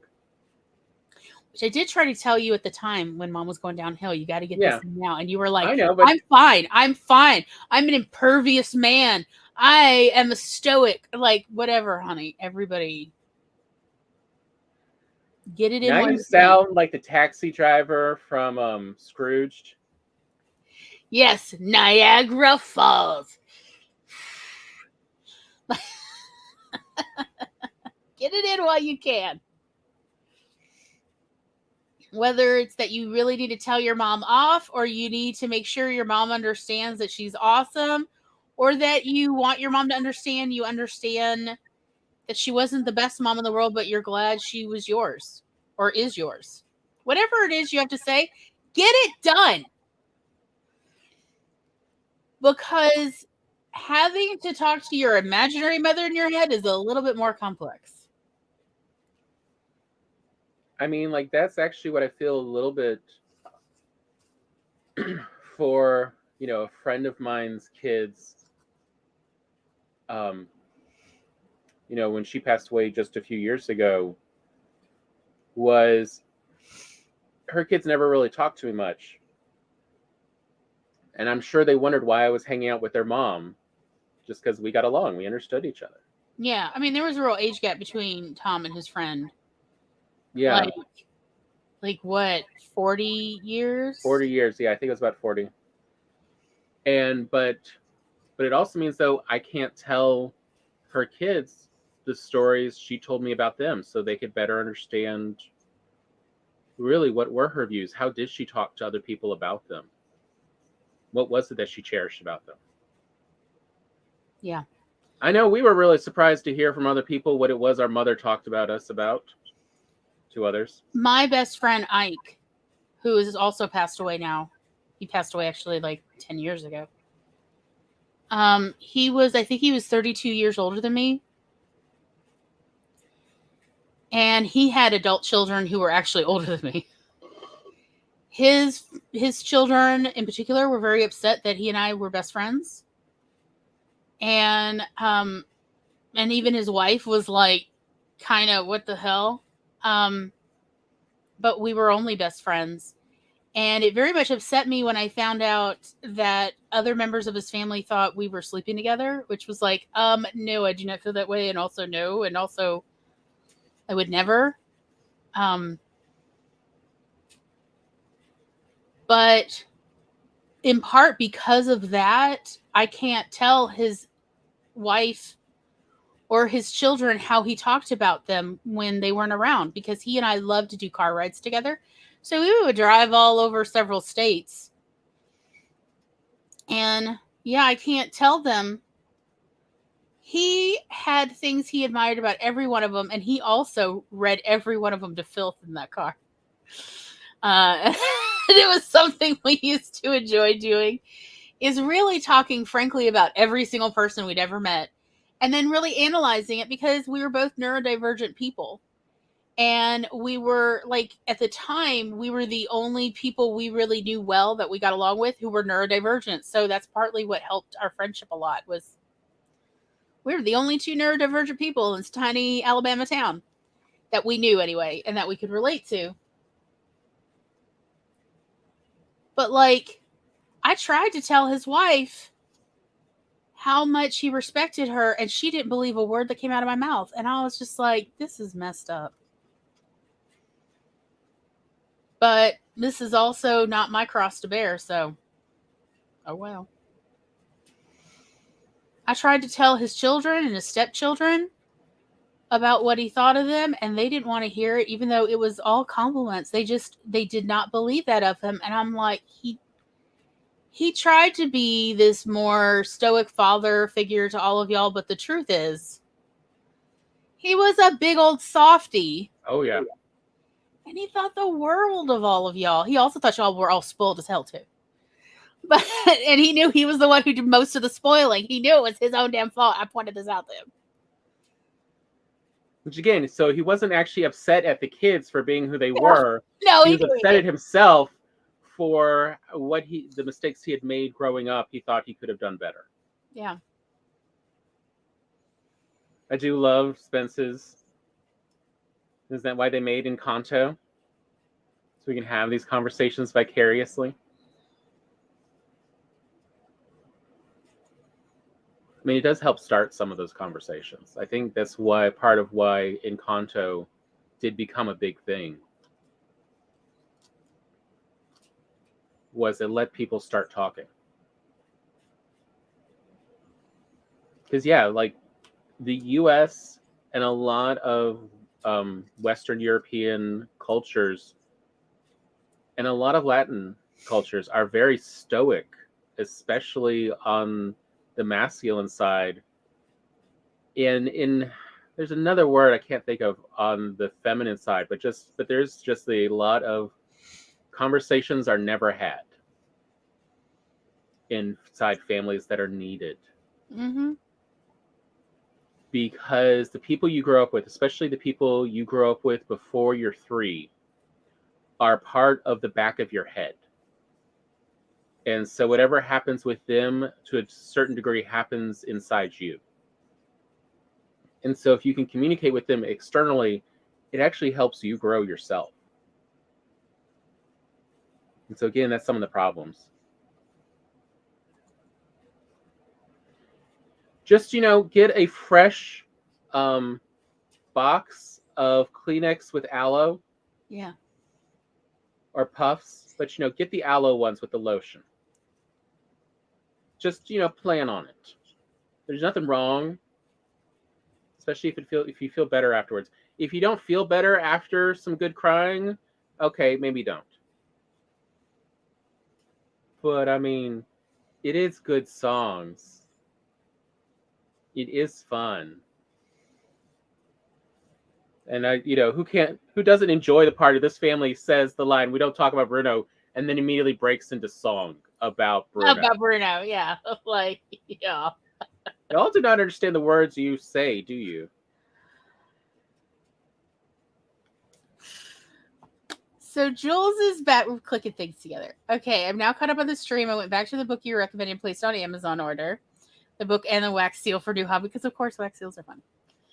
And just so you know, y'all are perfectly understandable at 1.75 speed. Thank you for letting me know. I really feel like a lot of people, if they're watching this later, you can put this at 1.5 easily, and it'll probably still be fine for most people. We are Southern. We speak so we slowly. do talk slow. Yeah.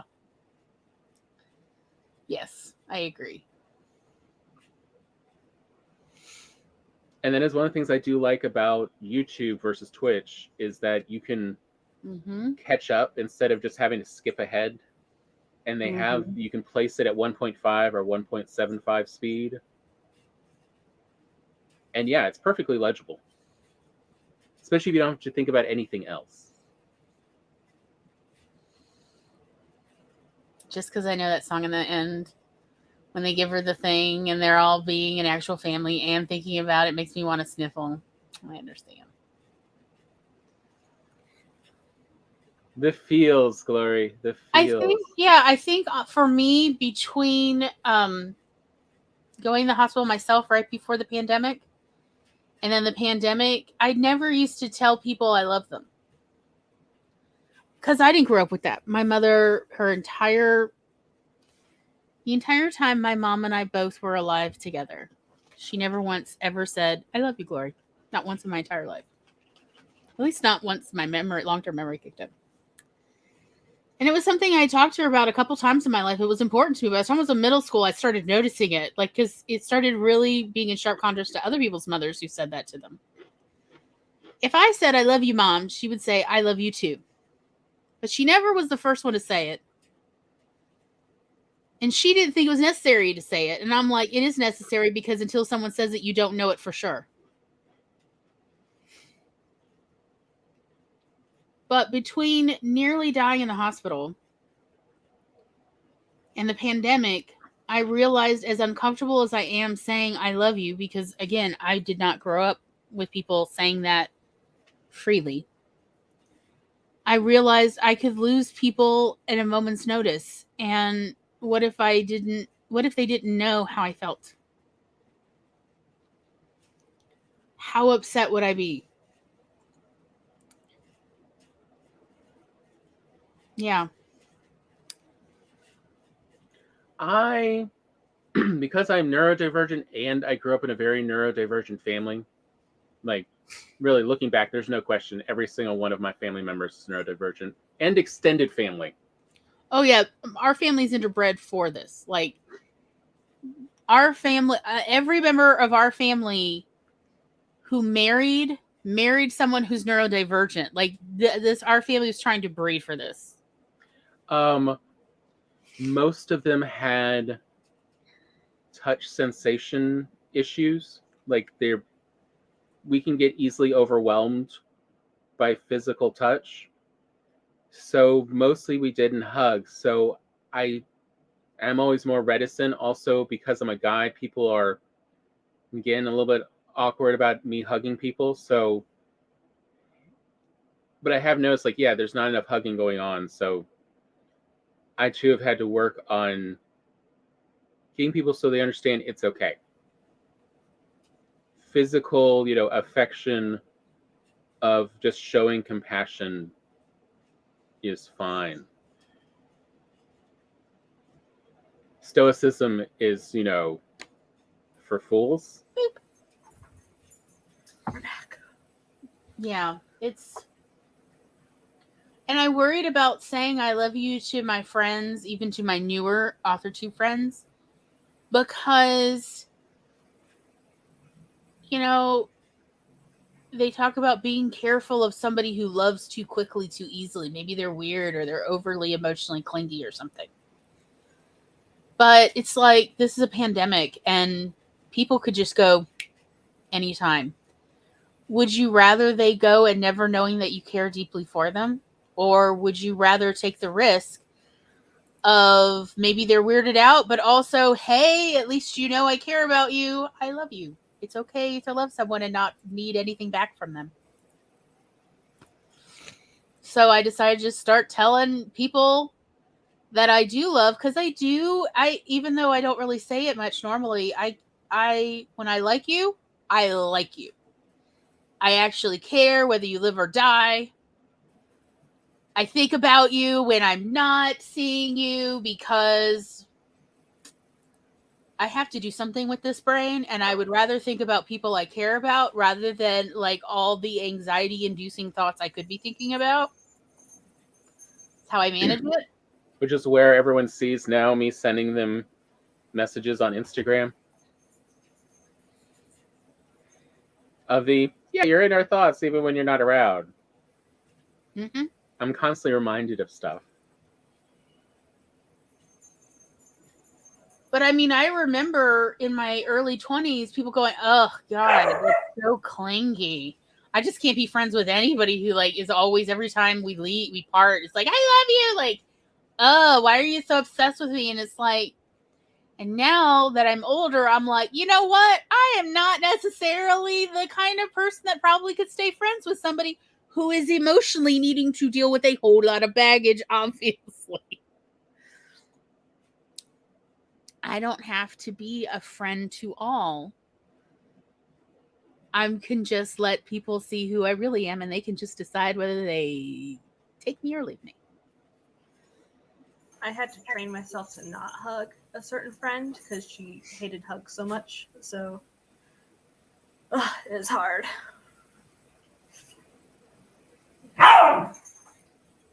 I feel like the universe is made up of love because we are all part of the same universe. We all are made of stardust. It's the same stardust, by the way, that makes the whole rest of the universe.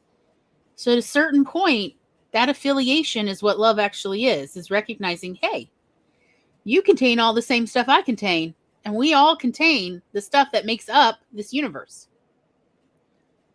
Also, so of course I love you because you're part of me, and I'm part of you, and so is this sofa, and so is this computer. It's all part of me as I am all part of you.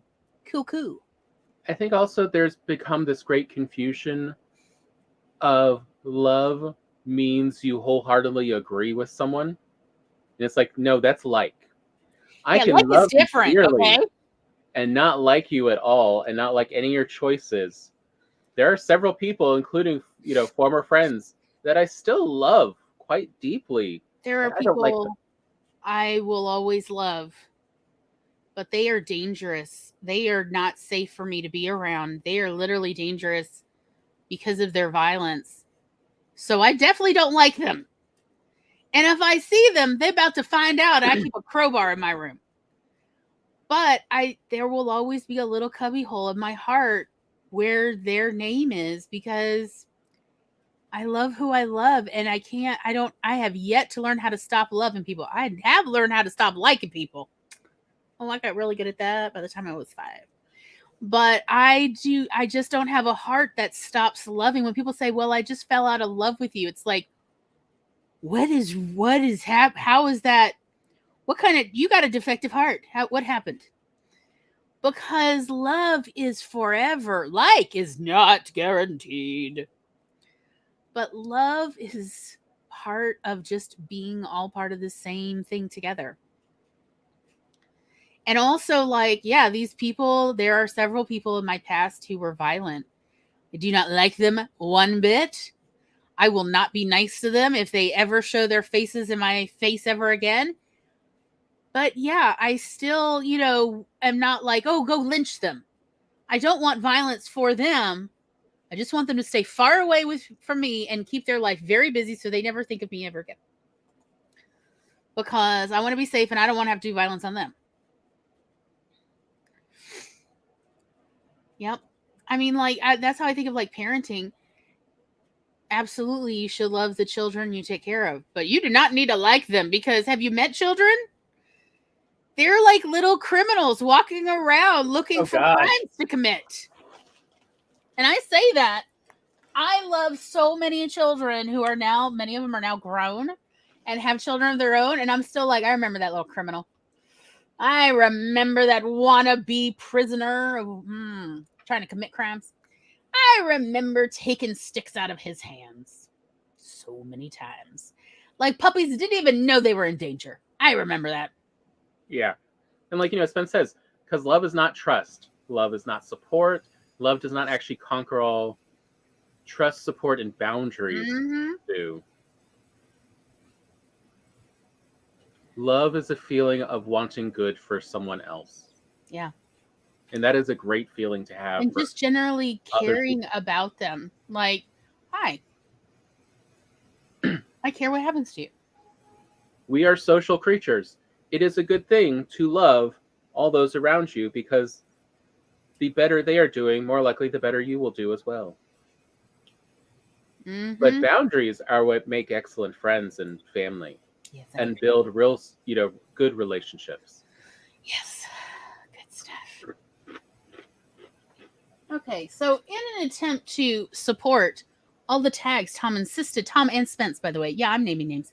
Tom and Spence, as the little devils on my shoulders, insisted I put on this video. We need to go over several of these writing games so that these are not bad tagging. Okay. Let's see. TikTok dance writing game. Your first, it's like, so we're talking about a TikTok where people are dancing, okay? Your first video that you're looking at, that's your protagonist. That dancer is your protagonist. And the music lyrics are the problem and or also the opening lines. So pay attention to the music playing.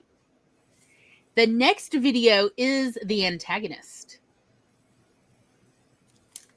So try that out. You can also do this with the Instagram Reels, by the way, or the YouTube Shorts. I'm not here to tell you how to live your life. Can you go over those steps again? Okay. So, first TikTok dance video, the person dancing is your protagonist. So you can like figure out whatever you want about that protagonist based on what you see.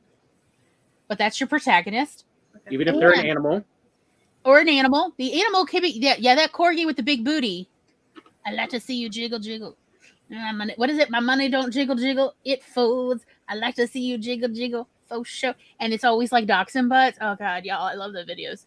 Oh, I love that jiggle, jiggle song when there's an animal in the video. Like, oh, send me all of your Instagram Reels. Okay, thank you. So, but that's your protagonist, is who or whatever is in that first video. And the opening lines and or the problem in your story are the lyrics of the music playing that the dancer's dancing to. Okay. The antagonist is whoever's dancing in the next video that plays right after that. A corgi is the antagonist. So, Which means there is a possibility, depending on, where you go, that you could have that song for Jiggle Jiggle, and it's a corgi, and the antagonist is, a cat. No. What's her name? Chan Will's character playing from Harry Potter. Oh yes, where she plays McGonagall. McGonagall is the enemy of this corgi. Stop jiggling! I'm going to teach you how to food. I don't know, whatever. Well, if she transforms into a cat, she could antagonize it very easily. Very true. So, and that is like, honestly, actually, even if you don't want to go to TikTok, YouTube has TikTok dance compilations available. So you could honestly just watch it here on YouTube.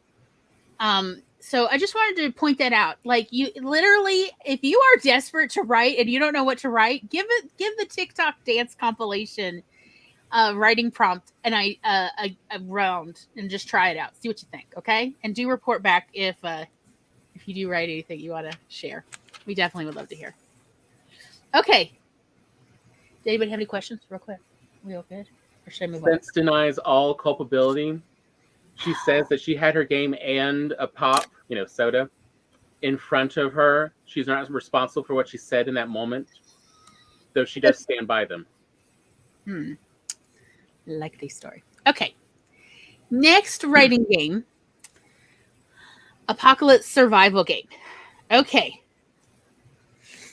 Plan your main character's bug out bag for the next apocalypse. What's in it? Alternatively, you could list 10 best things in your bug out bag and 10 worst things that you either left at home, your character left at home, or that they put in the bag and now fill them with regret. It could be For some reason, I feel like Tang should be in there somewhere. Tang is delicious. It is. Like, especially when you're having a rough day, Tang is there for you. And also, Tang is wonderful if you have suspiciously filtered water. You know what I'm talking about. You're like, technically, it says it's clean, but this water tastes funky. Tang is there for you when you're having to drink questionable water. It really does help cover the taste. So it will not cover floaties. Yeah, you're going to need to filter a little. Just use your shirt. Something, for heaven's sakes. Oh, don't drink random things floating in your water. That is, no. The bleach doesn't cover that. No. So, but I will tell you that writing about your main character preparing for an apocalypse, like packing their bug out bag, will tell you a lot about your main character, as well as what kind of apocalypse are your main character, expecting. Oh, sorry. Spence had both her game and the Poppet, The infinite bubble wrap fidget toys? Yes. Is she trying to say she was under the influence of fidget toys? Yes. Don't know where to I've never heard that excuse before. It's a new one for me. But yeah, an apocalypse for one main character is not necessarily an apocalypse another main character would ever expect to experience. So, something to think about. Okay, next writing game. Or did anyone have questions? Yep, okay. As your main character, have them write what I learned. Anything. What have they learned so far in their life? What have they learned this far in your adventure or your story you've written? What have they learned? How would your main character, write it out? Here's what I've learned. Seems like a good thing to do for what have they learned at the end of the story, and then their learning process is your outline. Or even at the beginning of the story when you're still trying to get to know your main character. Yeah. They'll be like, well, I'll tell you what I've learned. Don't drink from questionable creeks, okay? Them floaties, no. It never gets better.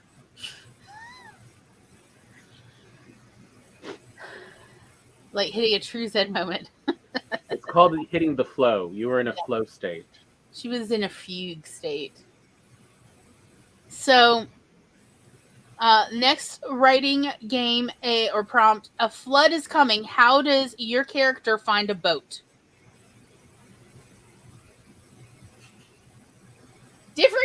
going to find a boat different ways. Steal it from a magical creature and get cursed. Yeah, like there's so many options, y'all. But it also will help you with world building to figure out the world your character lives in. And also, what are the skills, the soft skills in particular, that your character is most likely to utilize? You'll start figuring that out with they need to get a boat. It's flooding. They know not to eat before they get on Lake Lachrymose, and the leeches come for them. Ooh, awkward. So awkward. Okay. This one is definitely from Spence. Have your character talk about the weirdest thing they ever ate.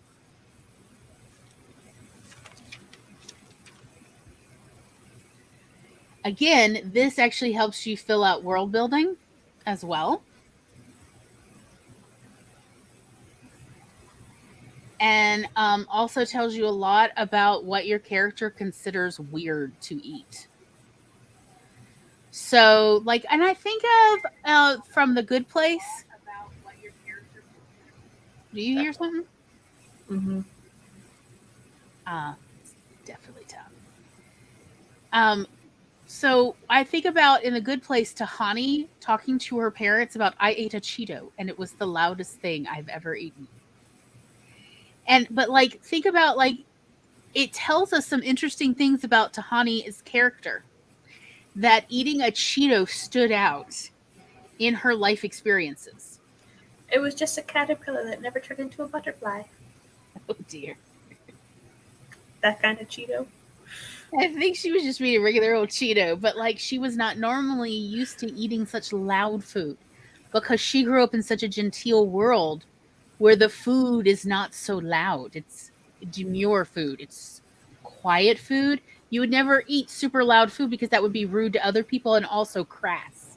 It would be low class to eat such crunching food.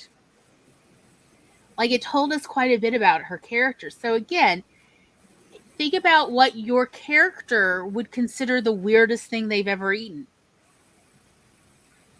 I remember Carrie once talking about the time her and her best friend decided to try tofu. And it was such an odd experience. And I'm like, I have eaten so much tofu in my life. And to listen to her talk about it as like this incredibly odd experience was really fascinating to me because I'd never thought of tofu in that way because she just never ran into tofu versus my mom was super crunchy person. Very much a secret hippie. And so we'd been eating tofu our whole childhood. In the 80s, my mother would get her hands on tofu and like put it in scrambled eggs or put it in the lasagna and things. Yes, and the texture. It had no flavor, but it had texture. Yeah, and I was like, look, since I'd had tofu my entire life, like before I had words, I had been eating tofu. I had never experienced this is the first time while I had words to describe the experience of eating tofu. So to hear Carrie talk about tofu, like as a truly foreign food to try, it was a wild experience for me to hear her talk about it. Because it was something I'd had my entire life. And I just thought of tofu as like an everyday, regular old thing that mostly I tried to duck out of from whenever my mom wanted me to eat it. Because my mother was a terrible cook and she did not know how to cook tofu very well. When I grew up, eventually learned how to cook tofu very well, but it took many years, many experiments. So, yeah, like really sit and think sometime about various characters and how they would describe, even to each other, what is the weirdest thing you've ever put in your mouth willingly? And swallowed. So, there was, okay, so y'all know that I accidentally became a founding member of a local BDSM group through a series of, things that happened. Anyway, one of the other members of this group apparently was like the semi-famous survivalist and made like a whole series of VHS videos of him surviving in all sorts of strange and interesting environments.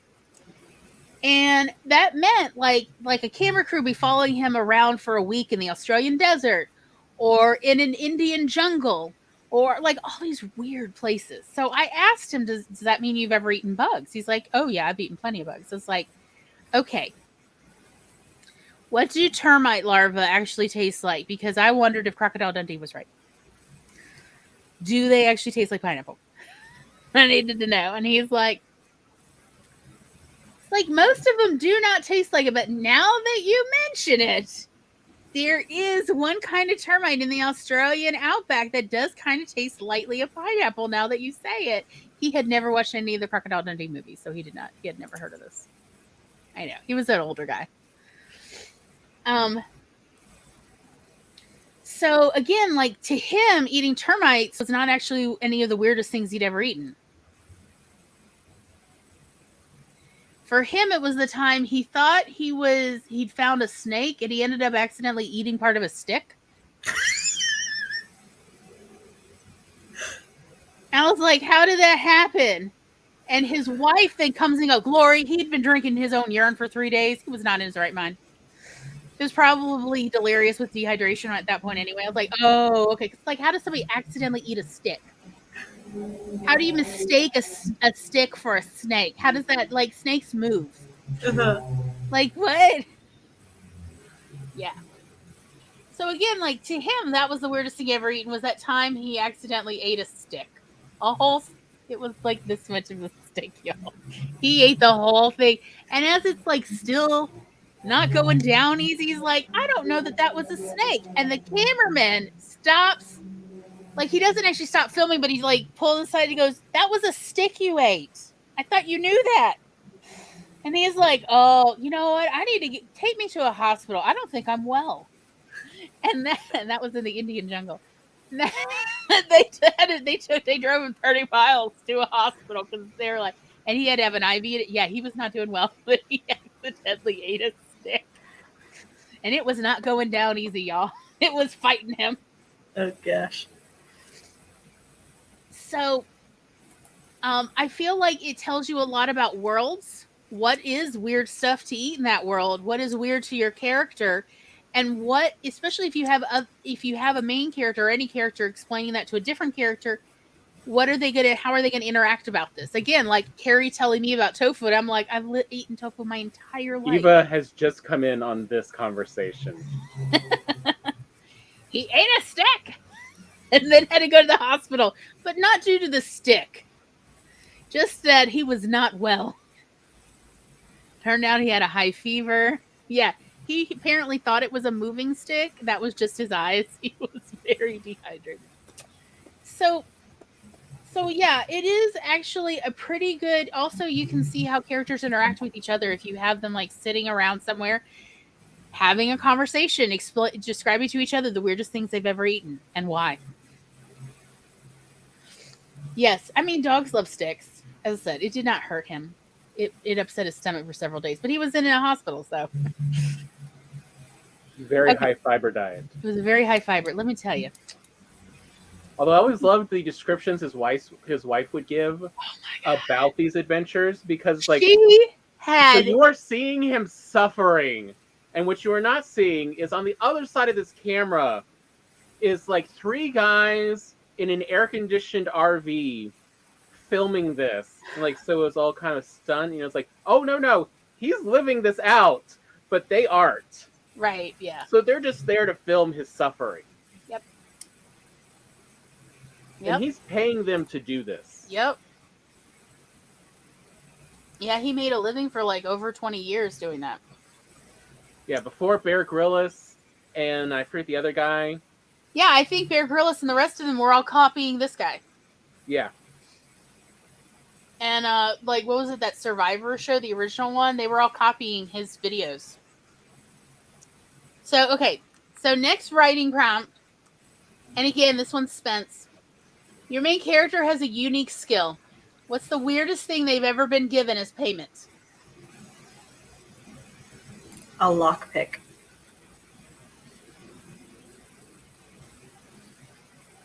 $20 chickens in a bag. Well, according to Spence, an entire garbage bag of yogurt. I was just making up mine. I've been paid an exposure. That's just the most painful thing you've ever been paid in. Yeah. That's not the weirdest thing.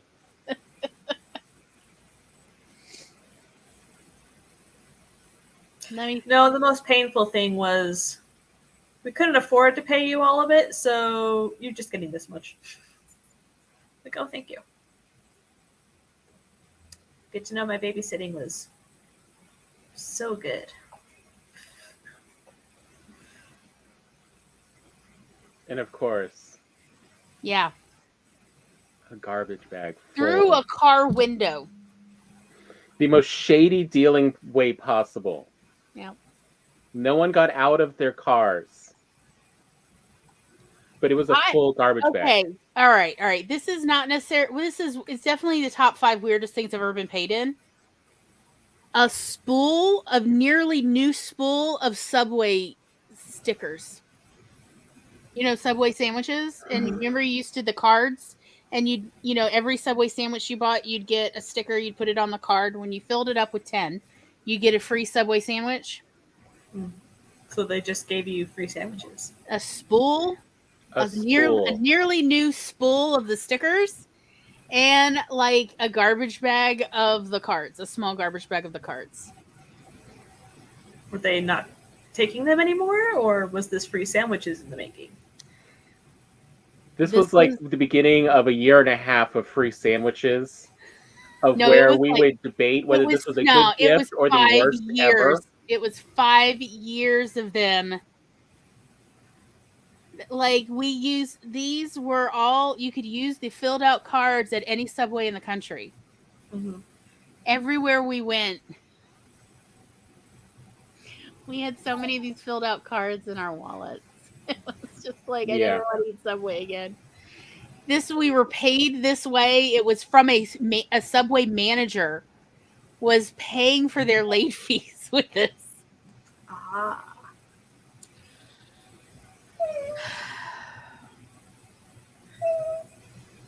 And after that, like, no one touched Subway for like 8 years. Decade at least. Yeah.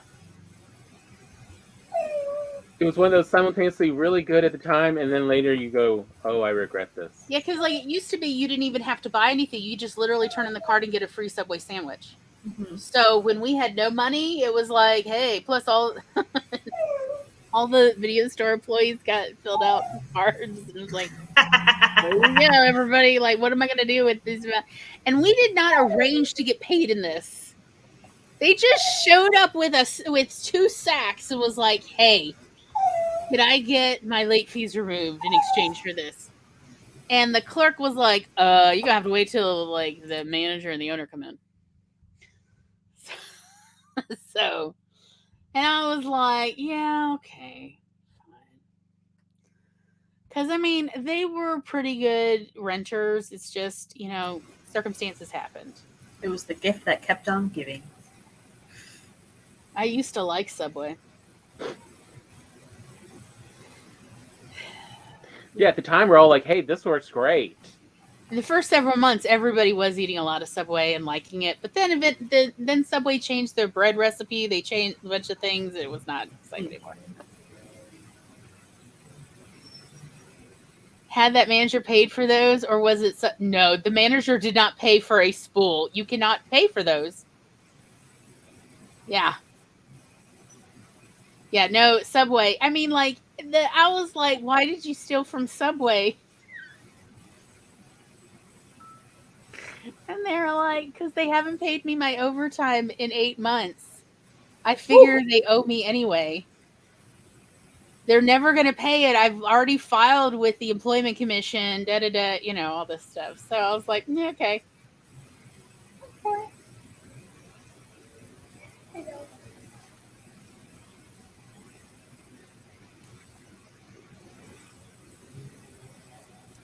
Yeah. Disappeared them. Oh, yeah. And believe me, the company that owned that particular Subway, or it's actually like a bunch of the Subways, was trying to like do an audit to find out what happened to the spool. Well, they had actually gotten a second spool. That was actually why they figured they could do this. was the system was full up. It's just they hadn't been selling much, let alone giving. You had to request those Yeah, stamps you every didn't time. automatically get dispensed your stickers. You had to request it every damn time. And so essentially they built up a backstock of these stamps, and they're like, yeah, I can make these disappear. No one will notice. Right. Because they sold a lot of sandwiches because of their location. But yeah, so it's like, it may have, though, kind of led to Subway changing their rules about. Yeah, and I mean, like, look, I ain't crying for Subway. Especially as I knew about the shady dealings and the sexual harassment going on at that particular Subway. Because the manager was not the one committing the sexual harassment. It was the owners. Yeah. Yeah, I saw that one. Yeah, so they have not changed in 20 years.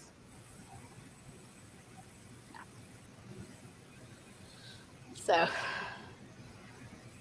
those are all the writing prompts and writing games I have written down.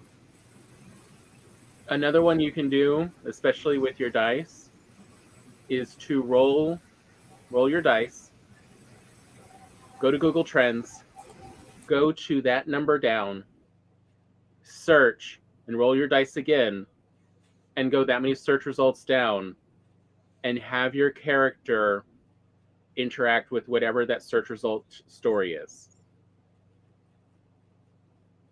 So like if you roll a 3, go to the third Google trend, search for,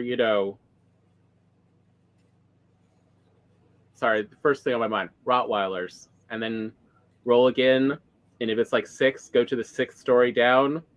What's that story on Rottweilers about? Your character was directly involved. And that's another good way to have a game to kind of practice your writing and to not be so restricted, because one of the things we don't realize, especially if you're neurodivergent, is your anxiety may not be obvious. It may not be making you feel anxious, but it will shut down your thinking processes. And so if you can work on something that you have no expectations of, it can kind of help free up your writing mind.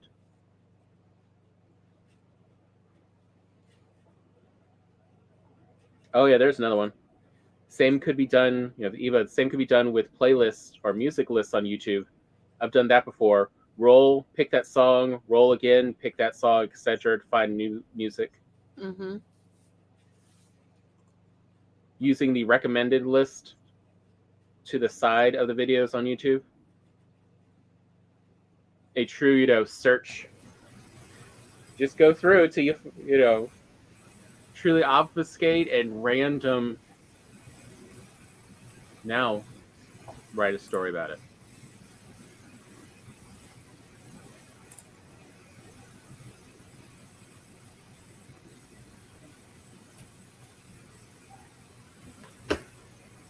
But yeah, as writers, we probably don't play enough writing games.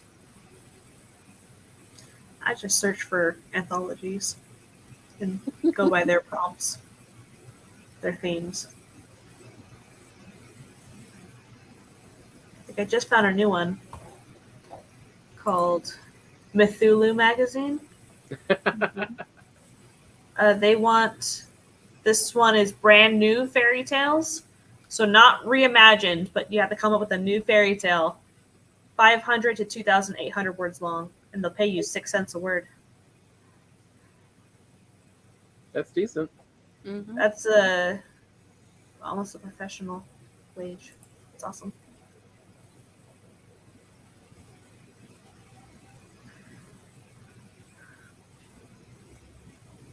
Oh, wow.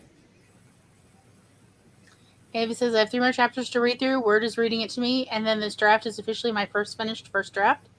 I've been doing that all day. Excellent. Yay! And she says, oh, that makes it fun. That's fun. Makes me want to write a fairy tale. Carrie says, I was on Fantasy Name Generator and could decide on a name. 10 results. Rolled a D10. Pick that number on the list. Go Eva.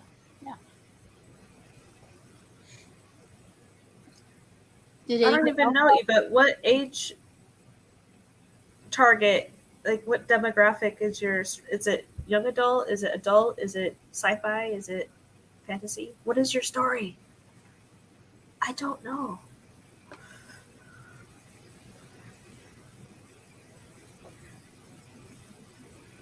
Ooh, middle grade ghost story.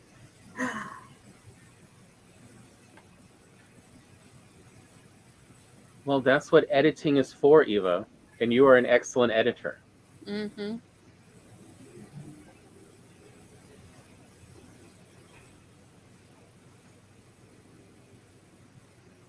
Planned series of 6.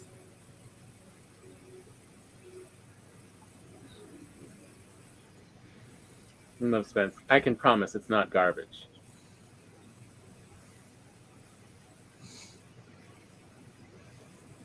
Good stuff. Did anyone else have any writing prompts or writing games or ideas?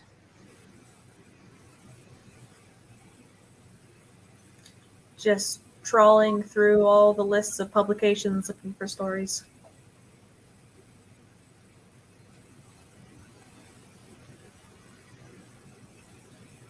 Yes. So, not really a game, but Yes, games inspire. When you maybe you want to write, you don't know what to write. What are you going to write?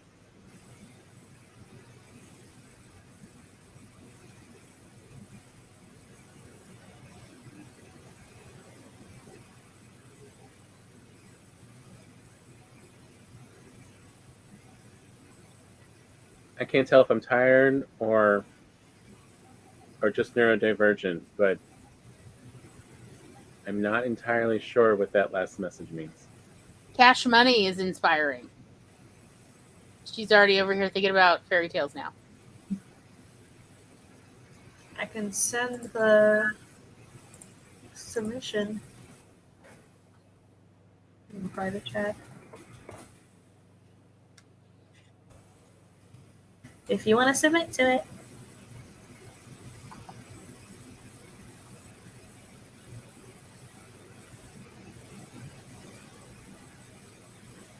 This is like asking for random words from people and coming up with something by mixing a couple of the answers together, usually for poetry, not fiction, though.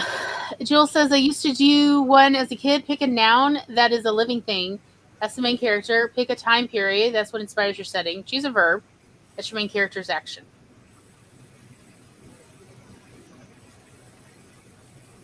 I do timed flash fiction. Is that a game? Yeah, I think so. Yeah, because again, it's freeing you from the anxiety part. It's just make something. So I come up with the prompts. Sometimes you have words that you have to incorporate into the story if you're feeling spicy. And then you set either, it depends on what you want to do. But usually it's 20 minutes to write, or if you want to do it live and want less pressure, do 20 minutes with a break in the middle to discuss what you're doing. It makes you think on your feet of how to end this as like before the time runs out. Mm-hmm. So keeping the clock is determining where you are in your story. Mm-hmm. So it definitely helps you think of interesting endings that you would not have thought of before.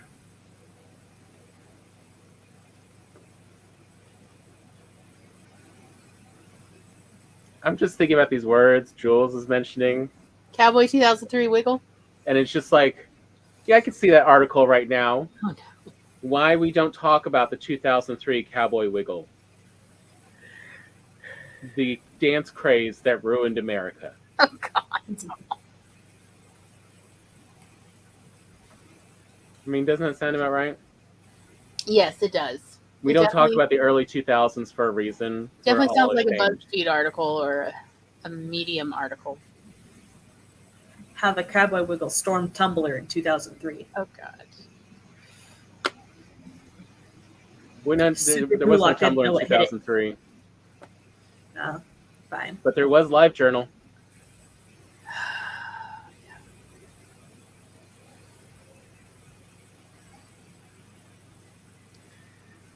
How But I I- made the man surrender in 2022.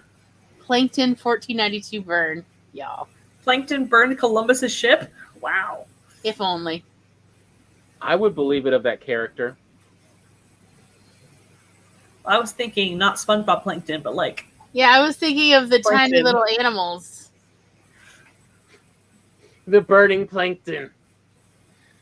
An often whispered about but previously unproven species. You thought it was recently just discovered. bioluminescence, but no. They on fire. It's Greek fire. Save a horse, ride a cowboy.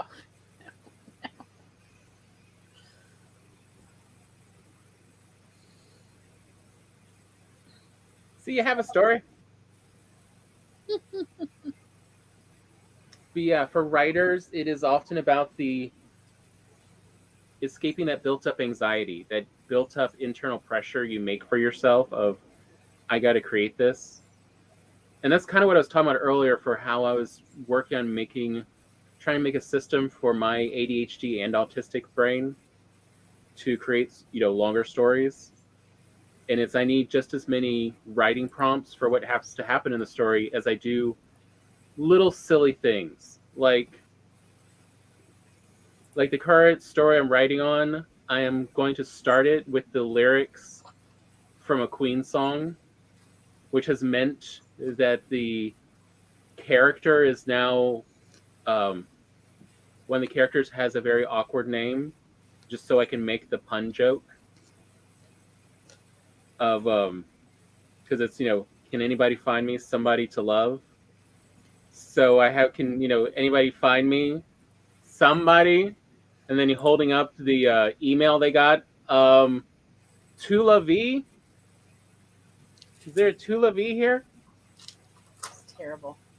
Yes, it is. It is absolutely terrible, but it makes me giggle a bit, so it helps me want to write it. Maggie does not compute.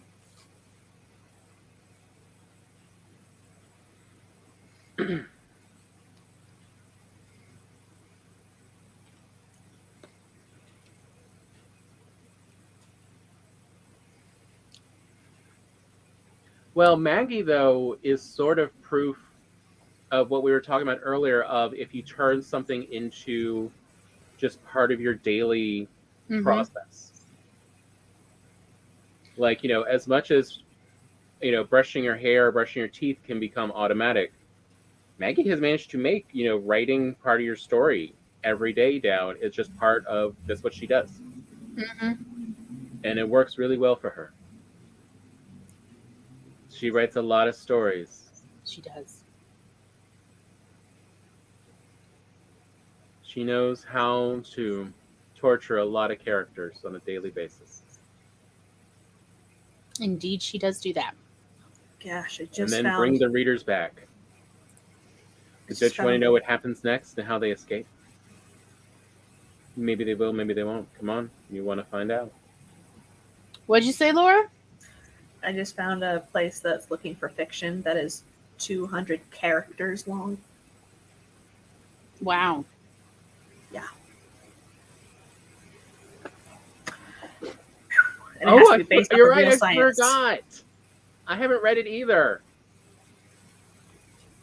Dang it. Forgot to add that to my reading list. It is a tight word limit. Their word limit is based off of Twitter. Yeah. I still haven't read the Corgi Corn story.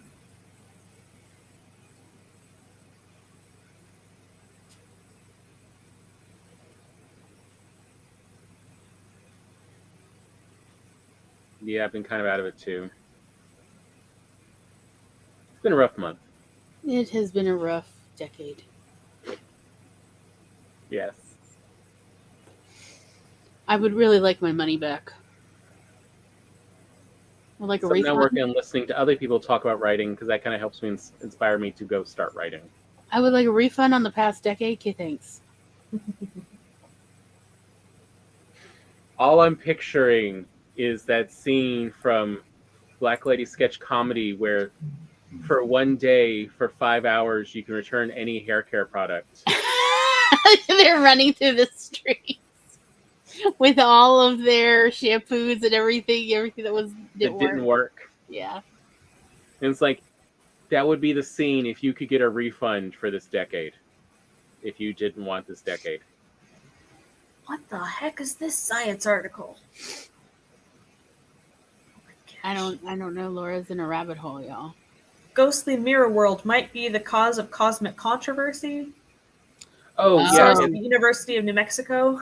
Why is gravity so weak? Because it exists in other dimensions that are taking away more of its effect. Yeah, that's what the mirror world is. You thought you were in the only dimension, huh? Nope. Is that a real hashtag? Because it seems like it should be. Not you too, 2022. Although, good pace, Eva. 2.5 weeks for the first draft. Nice.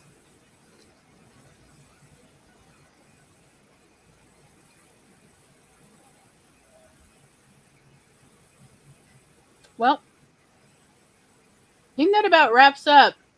Yep, I think so. This season. What are we doing next week? I have no clue. Because I have yet to be able to pin Tom down and agree to a show, a format, anything. So guess what? Tom's in charge for June and July, and it's all chaos all the time is the only thing I can promise you. Hope y'all like chaos. Tom's in charge. I don't know. Do we like Jeff Goldblum?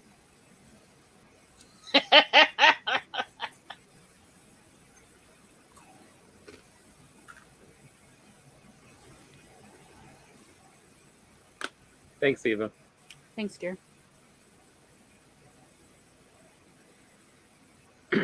Where's Maggie going to be?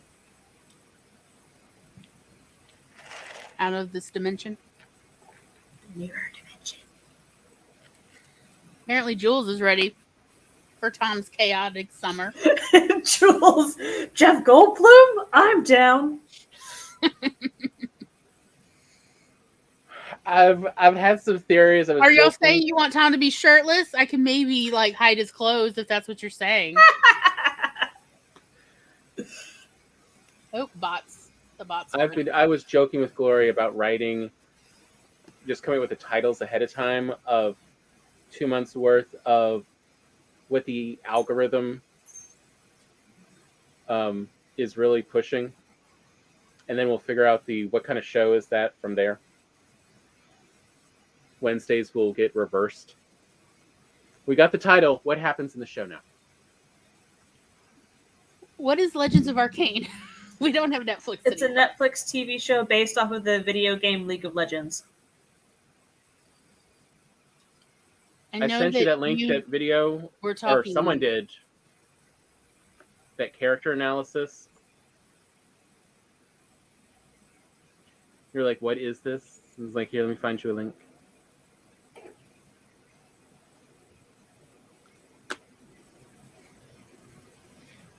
My pitch had been at least one episode where we go over anthology, movies and TV shows and talk about how it can help writers. But apparently Tom has not been interested in pursuing this and instead has stonewalled me for 2 damn months. So, Tom's in charge. Best of luck to everybody. I will still be here, but I am not in charge.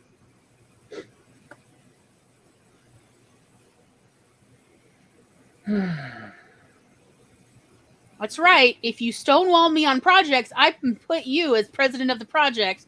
Best of luck on your grade.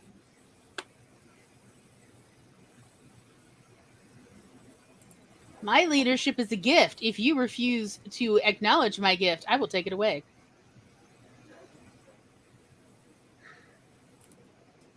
So we'll see what happens next Monday.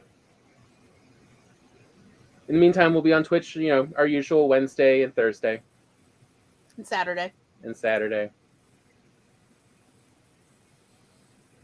For more chaos and conversation. I think like essentially everybody as mods descended upon the bot at once. It was like boop, boop, boop, boop, boop, boop, boop. Like it was very much sort of an Ender's Game moment. The bugs showed up and suddenly it was just like chuk, chuk, chuk, chuk, chuk.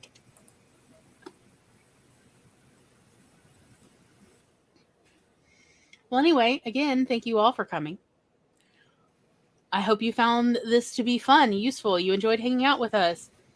You know, if you want to click that like button, that's cool. We'd love it. If maybe you want to subscribe, we love that too. You don't have to, but I mean, I am offering you, we could be roommates. If you subscribe and ring the bell, we're roommates and all share a Netflix password. I do not personally have this password because I don't have Netflix. But we could share someone else's password. I don't know. You only have 5 profiles on Netflix, and I there's can 6 use of us in my family, I so can use someone else's profile. I'm the floater. Yeah, the float, like Laura's not really real in that family. It's like if I'm watching anime, it's under this sister. If I'm watching something a little more intense, this other sister. You sound like, I feel like Laura's the ghost in the family. I just sneak into your profiles. Yeah.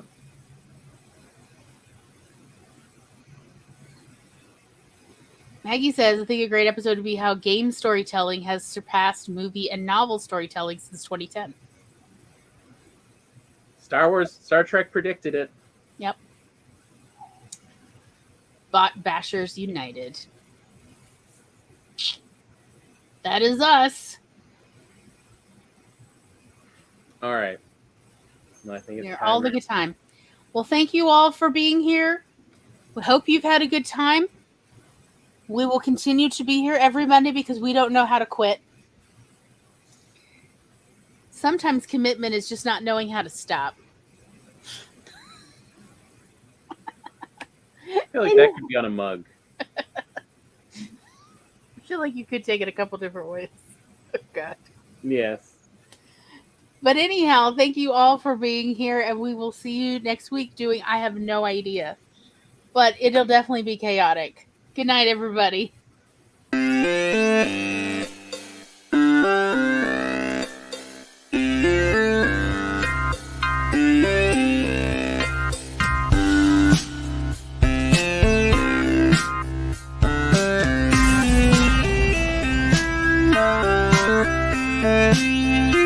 Thank you.